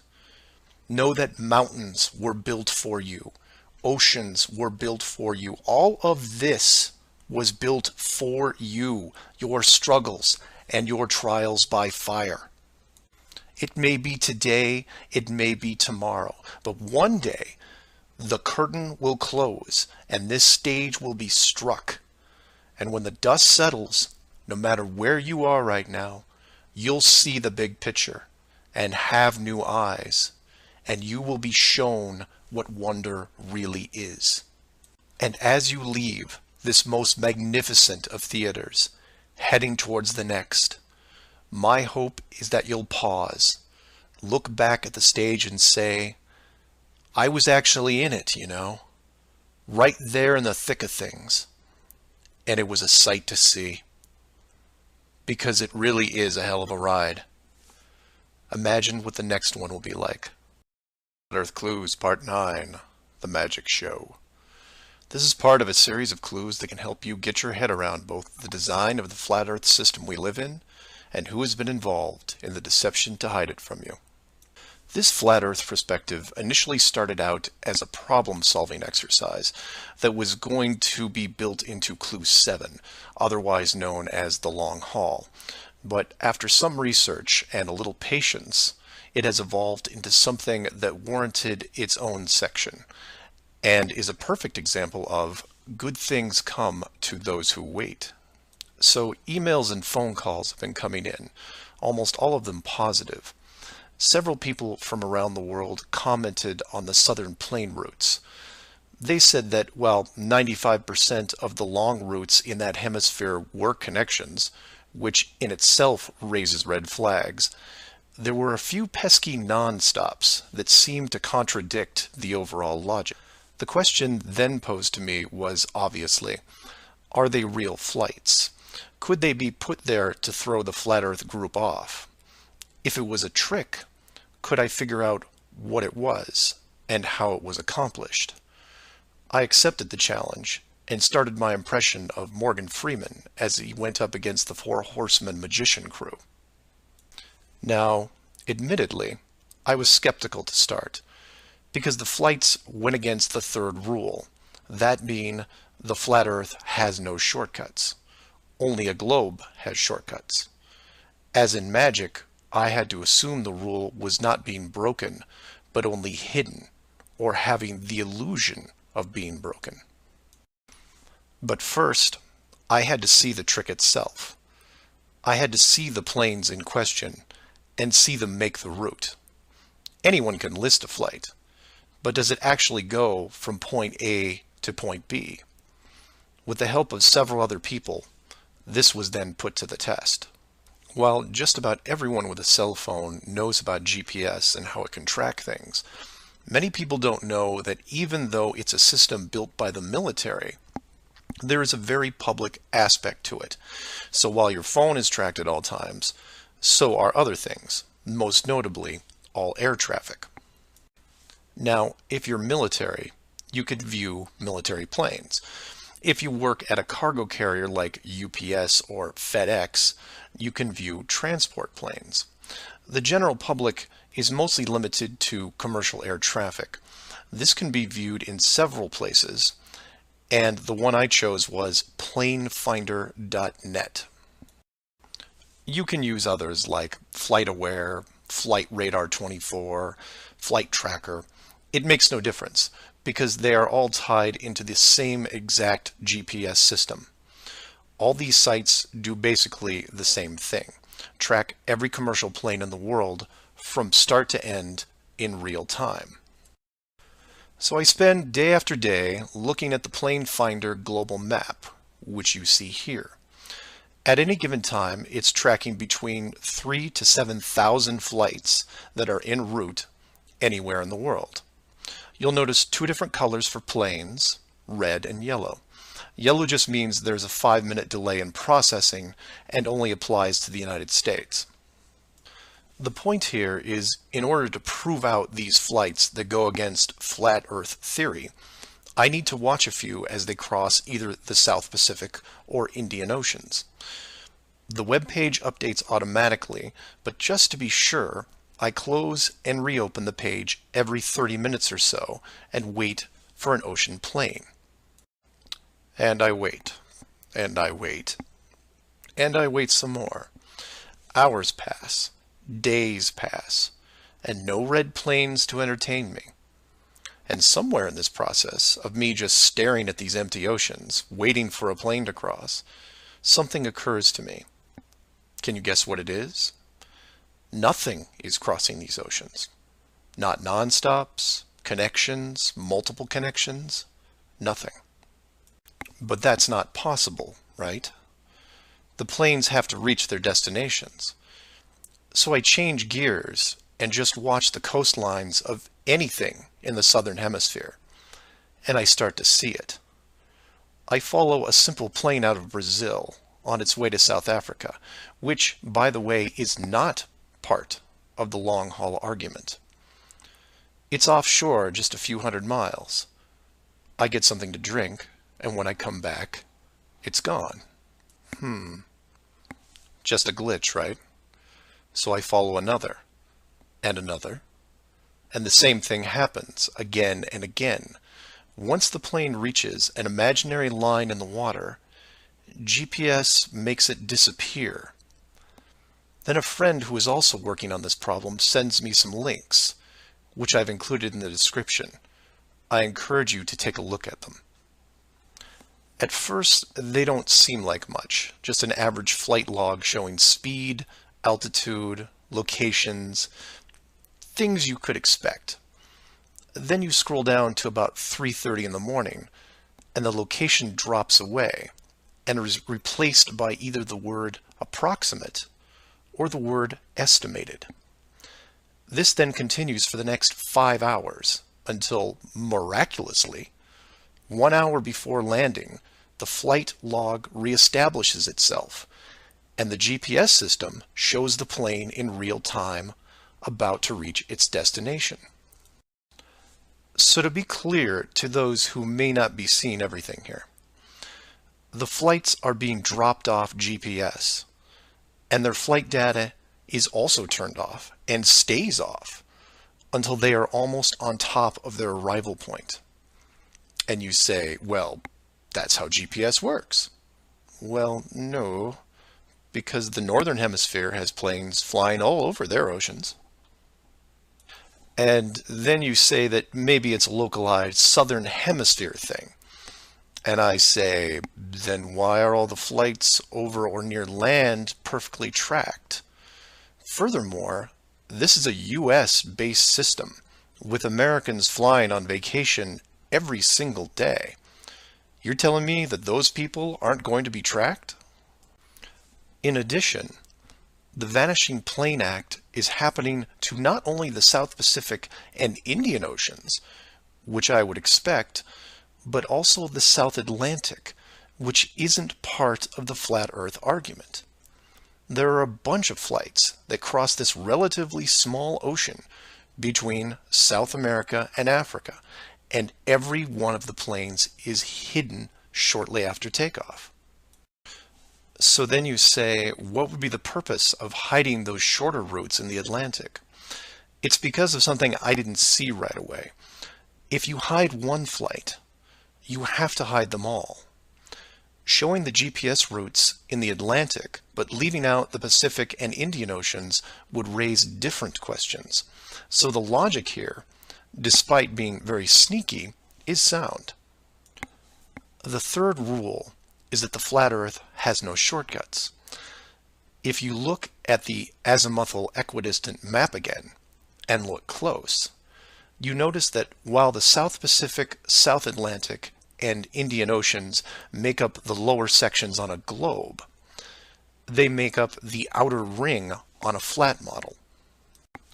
In that model, there is no shortcut between Australia and South America. If you are creating flight routes, you have only two choices. You take the long way around, clockwise or counterclockwise, and stay on the ocean.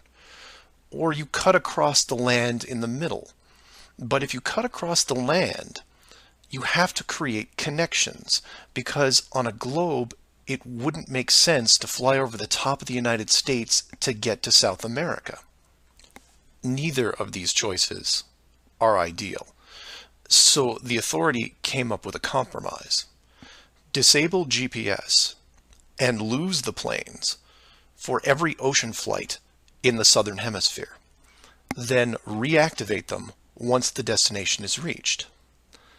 This is just one of the lengths that they are willing to use to keep you from seeing it.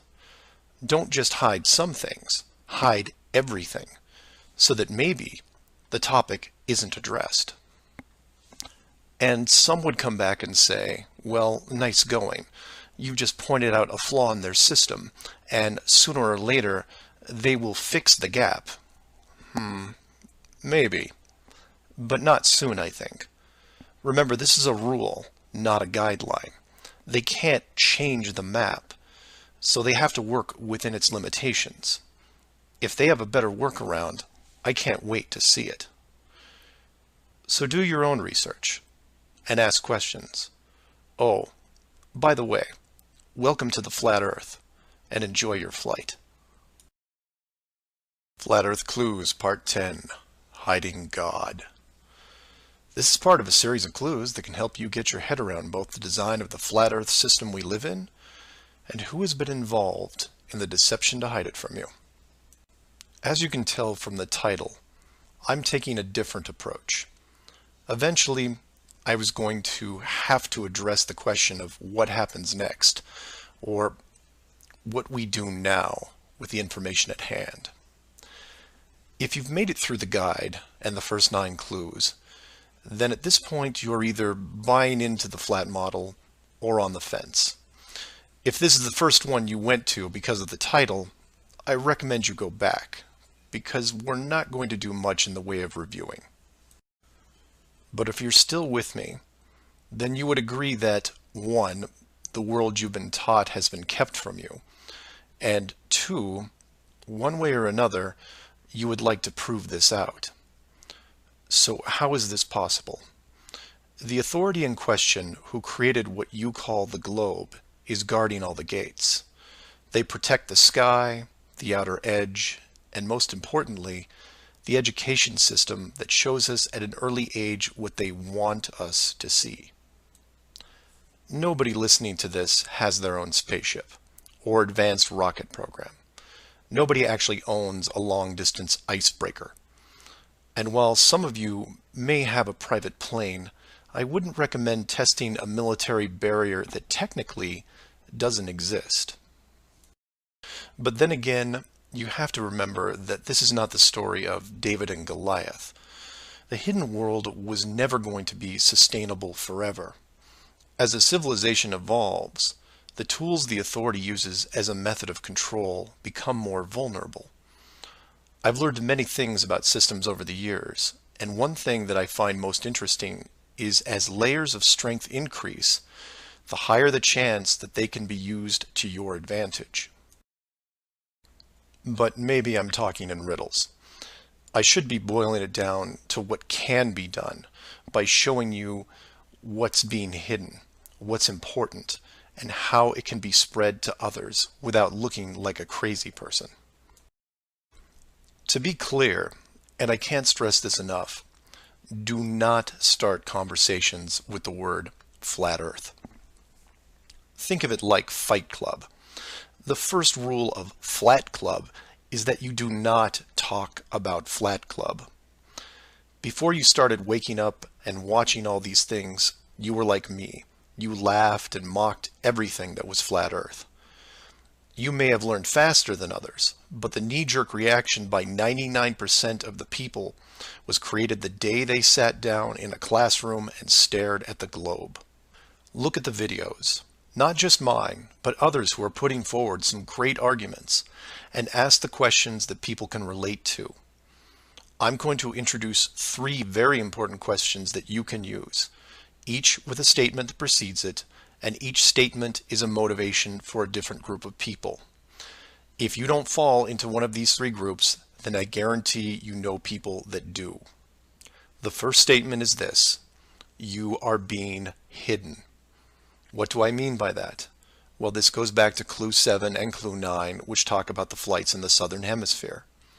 If you are flying a plane over the Southern Hemisphere, your flight is not being tracked. How can this be used to find out the truth? It's simple, it's quick, and it costs no money. No matter what country you live in, send a quick note to your local, state, or federal representative and ask them this question: why are citizens of our country flying over oceans without the safety net of the GPS system? And remind them that GPS stands for global, not partial. Without GPS, anything could happen to your plane and no one knows where you are. And while you're at it, remind them that the GPS system was built by the United States Department of Defense, who never does anything small. The system that is in effect now has what appears to be huge, deliberate gaps in the Southern Hemisphere only. Do not mention flat Earth. Just voice your concern about the safety of you, your loved ones, and your fellow citizens. Will they get back to you? Possibly. Will they give you a satisfactory answer? Not a chance. Because they will only have what the military gives them. What this will do, however, is create a unique buzz in certain circles that may prove to be useful later. The more politicians or high-ranking officials you contact, the greater the noise. The motivation here, as you can tell, is general public concern. The second statement is this: wealth is being hidden. What do I mean by that? Goes back to Clue 2 and every other mention regarding Antarctica. In 1954, it was announced on national television that the continent was just millions of miles of rich energy resources. And by 1959, it was sealed off like Area 51. How can this be used to find out the truth? By contacting anyone you know in either the petroleum, natural gas, or mineral industry.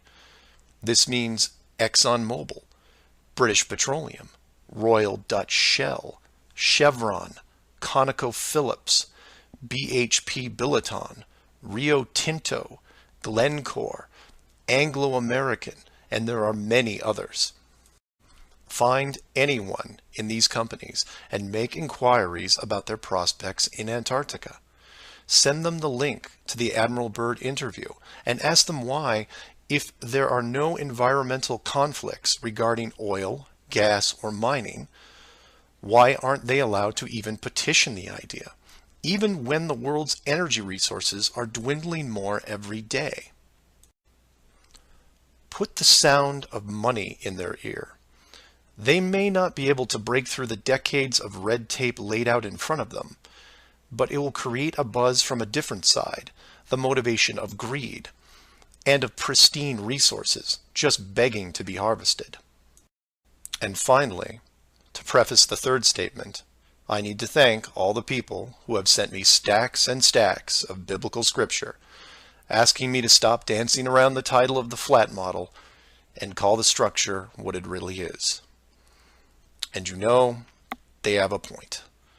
I have put myself at a distance because I want to reach people who are outside of religious faith and even outside of general conspiracies. But for all those spiritual groups who have contacted me, I can now, however, say with conviction that this third statement is this: they are hiding God. Despite what labels I put on the flat model structure, the oldest names are from the oldest texts, one of those being called the firmament. If the firmament was indeed discovered in 1956 and it was deliberately hidden, then the ruling authority not only hid the structure, but evidence of the builders. And by builders, I mean creators, and by that, I mean what people define as God. Hiding God could be considered one of the worst ideas of all time. And if you are a person of great or small faith, you have a vested interest in any evidence that would solidify and vindicate your years of dedicated service. If a structure was found that had, for all intents and purposes, the handprint of God on it, then the ruling authority has no right to keep it from you. There are billions of people on this world who have personally dealt with the concept of God and would like to know for sure if these beliefs are well placed. Or, in short, you want to know the meaning of life. It's out there, and it's been hidden from you. Your motivation is clear. Go to your church leaders, your congregation, and tell them science probably found evidence of God in 1956 and decided to keep it a secret. If you know people of religious power, send this up the ladder. Get the word out and see what comes back. Between these three statements and questions, people will talk to people who will talk with others and eventually reach someone who knows. This isn't a grassroots or groundswell movement that takes a long time, because the system that has been used to mold and control you these past years has been based on speed, and by that I mean real time.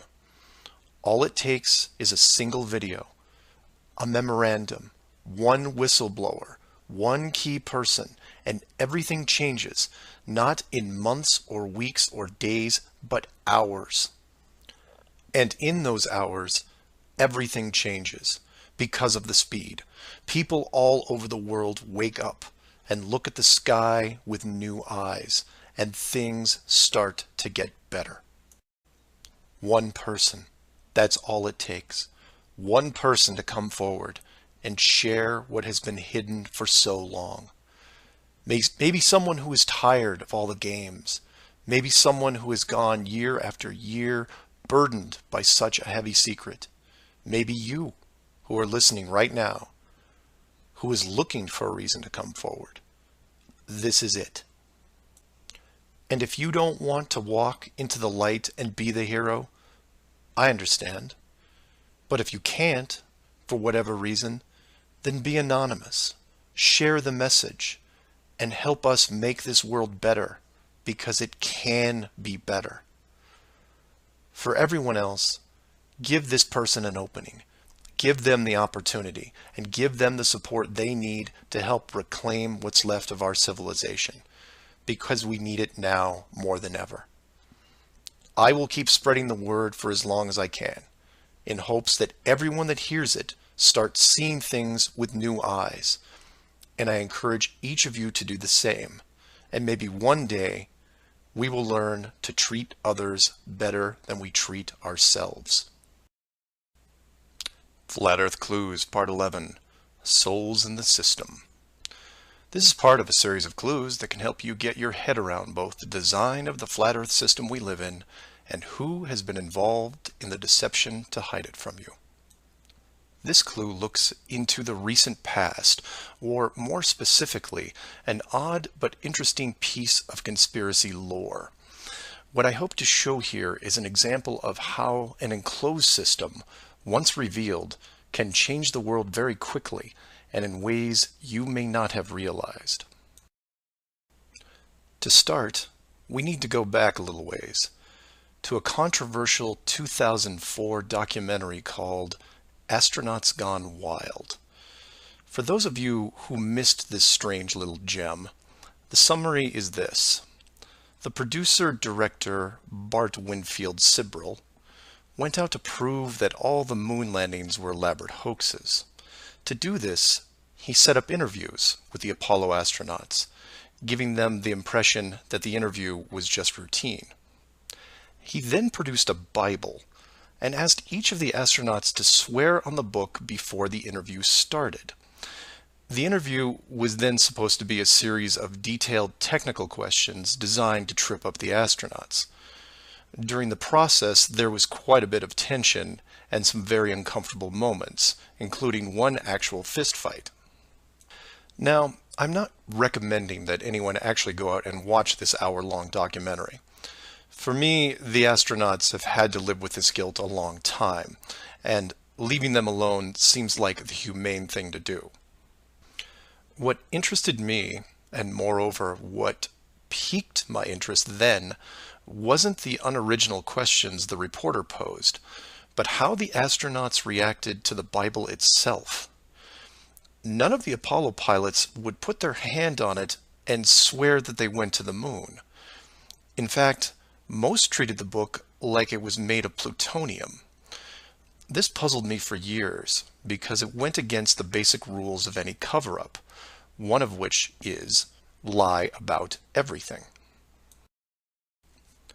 Now, the pilots of the Apollo program had done many interviews over the years, many televised, and had been going through their song and dance without really any instances of contention. So why not just go through the motions again? It is, after all, just a book, right? People lie under oath all the time. It's called perjury, and every country has an extensive system of laws and punishments to deal with it. These punishments don't seem to stop the people from committing perjury, and you can read about it almost every day. Furthermore, the astronauts were not in court. This was just a room, sometimes their own home. So swearing on the book would, for all intents and purposes, be meaningless. And this sat in the back of my head for years, because it didn't make sense. Why would astronauts, trained by a very large military science program, be afraid of just putting their hand on the book and just tell one more lie? Well, for them, it may have been more than just a book. It may have been a symbol of something much bigger. You see, for you, me, and almost everyone else, a holy book is a symbol of faith because the creator or creators have yet to be revealed. But if you knew that the creators were real, then the book becomes something much more tangible, more relevant, more sobering. Or more to the point, the Apollo astronauts would have been let in on the enclosed system during their tenure with NASA, and over the decades, this system created certain truths for these men. one of which is someone could be watching. Now, whether the builders/creators are actually watching every little thing we do can be debated, but if you have proof that they are real, then the thought of your every move being scrutinized is a very real possibility. This is what you and I may suspect, but don't feel. The Apollo pilots, however, are a different story. If they were shown how the world really looked, then their attitude towards the book takes on a whole new meaning. In fact, it didn't have to even be a Bible. It could have been an encyclopedia or a piece of wood, because it was the idea that made them pause. And if you're still not getting it, then I'll ask you directly. If you actually saw some of the creators' handiwork and knew that there was a chance you were being watched, and there was a scorecard involved, would you swear against that and lie about something? Would you roll those dice and take the chance? Or to put it another way, everyone has gotten frustrated about something, then looked up and cursed the sky. Would you still do that if you knew that a creator was up there and possibly listening? That's just one example of how knowledge of the enclosed system changes people. The astronauts didn't want to roll the dice and lie because there was a real fear of retribution. And while they were confident that a bolt of lightning wasn't going to strike them down, they also weren't going to push their luck. And we all take on the same approach in daily life. Everyone who drives has run a stoplight. We know when we see the yellow light that it's too far away, so we hit the gas and hope for the best, especially if the traffic is light and we aren't putting anyone in danger. But you take that very same intersection and put a red light camera on it, well, then things change, don't they? Do you hit the gas and roll the dice? Not a chance. You hit the brakes and hope that you can stop in time because you are being watched. You may not be a model driver by any sense of the word, but you understand this rule and this place, and you don't break it. And this one aspect is why I'm pushing so hard to see the enclosed system revealed. Because as a civilization, we seem to be only as good as what we can get away with. This isn't an issue with freedom, it's an issue with doing the right thing. You know that running red lights is a bad idea. The camera is a reminder of that. Imagine all the things that would change for the better if the enclosed system was revealed. Would you lie to hurt someone? Would you rob a bank, commit fraud, or embezzle? Would you steal anything unless your life depended on it? And while people would still get angry and fight, would they maim each other? Would they kill? Would anyone knowingly commit murder? Would you bully or extort people for profit? In fact, knowing that the world was created, would you do anything malicious towards anyone? If the world is not a globe, but instead enclosed, then wars end. Hate crimes end. Maybe not overnight, but quickly. Because you may be, for the first time in your life, actually accountable for your actions. You realize now that you are a very real soul in this enclosed system, and you have a responsibility towards your fellow man, one that can be boiled down into one simple rule: treat others better than you treat yourself. This is why it's so important to show the world as it really is. This is why I am asking the authority itself to open the door and let this secret come through. You've kept this hidden for too long, and the people who live here with you have been through enough. This isn't about money or power anymore.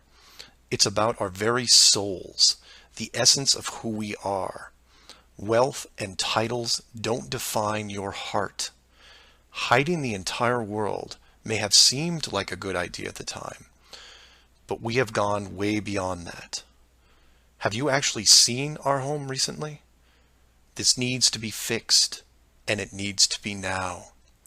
The people won't forget the deception, but they will forgive you for it, because a truth like this will make them more noble, something we should have been since the beginning. So do your own research, and always, always ask questions, because that's the only way you will find all forms of the truth. Feel free to email me at msargent23@comcast.net or 303-494-6631.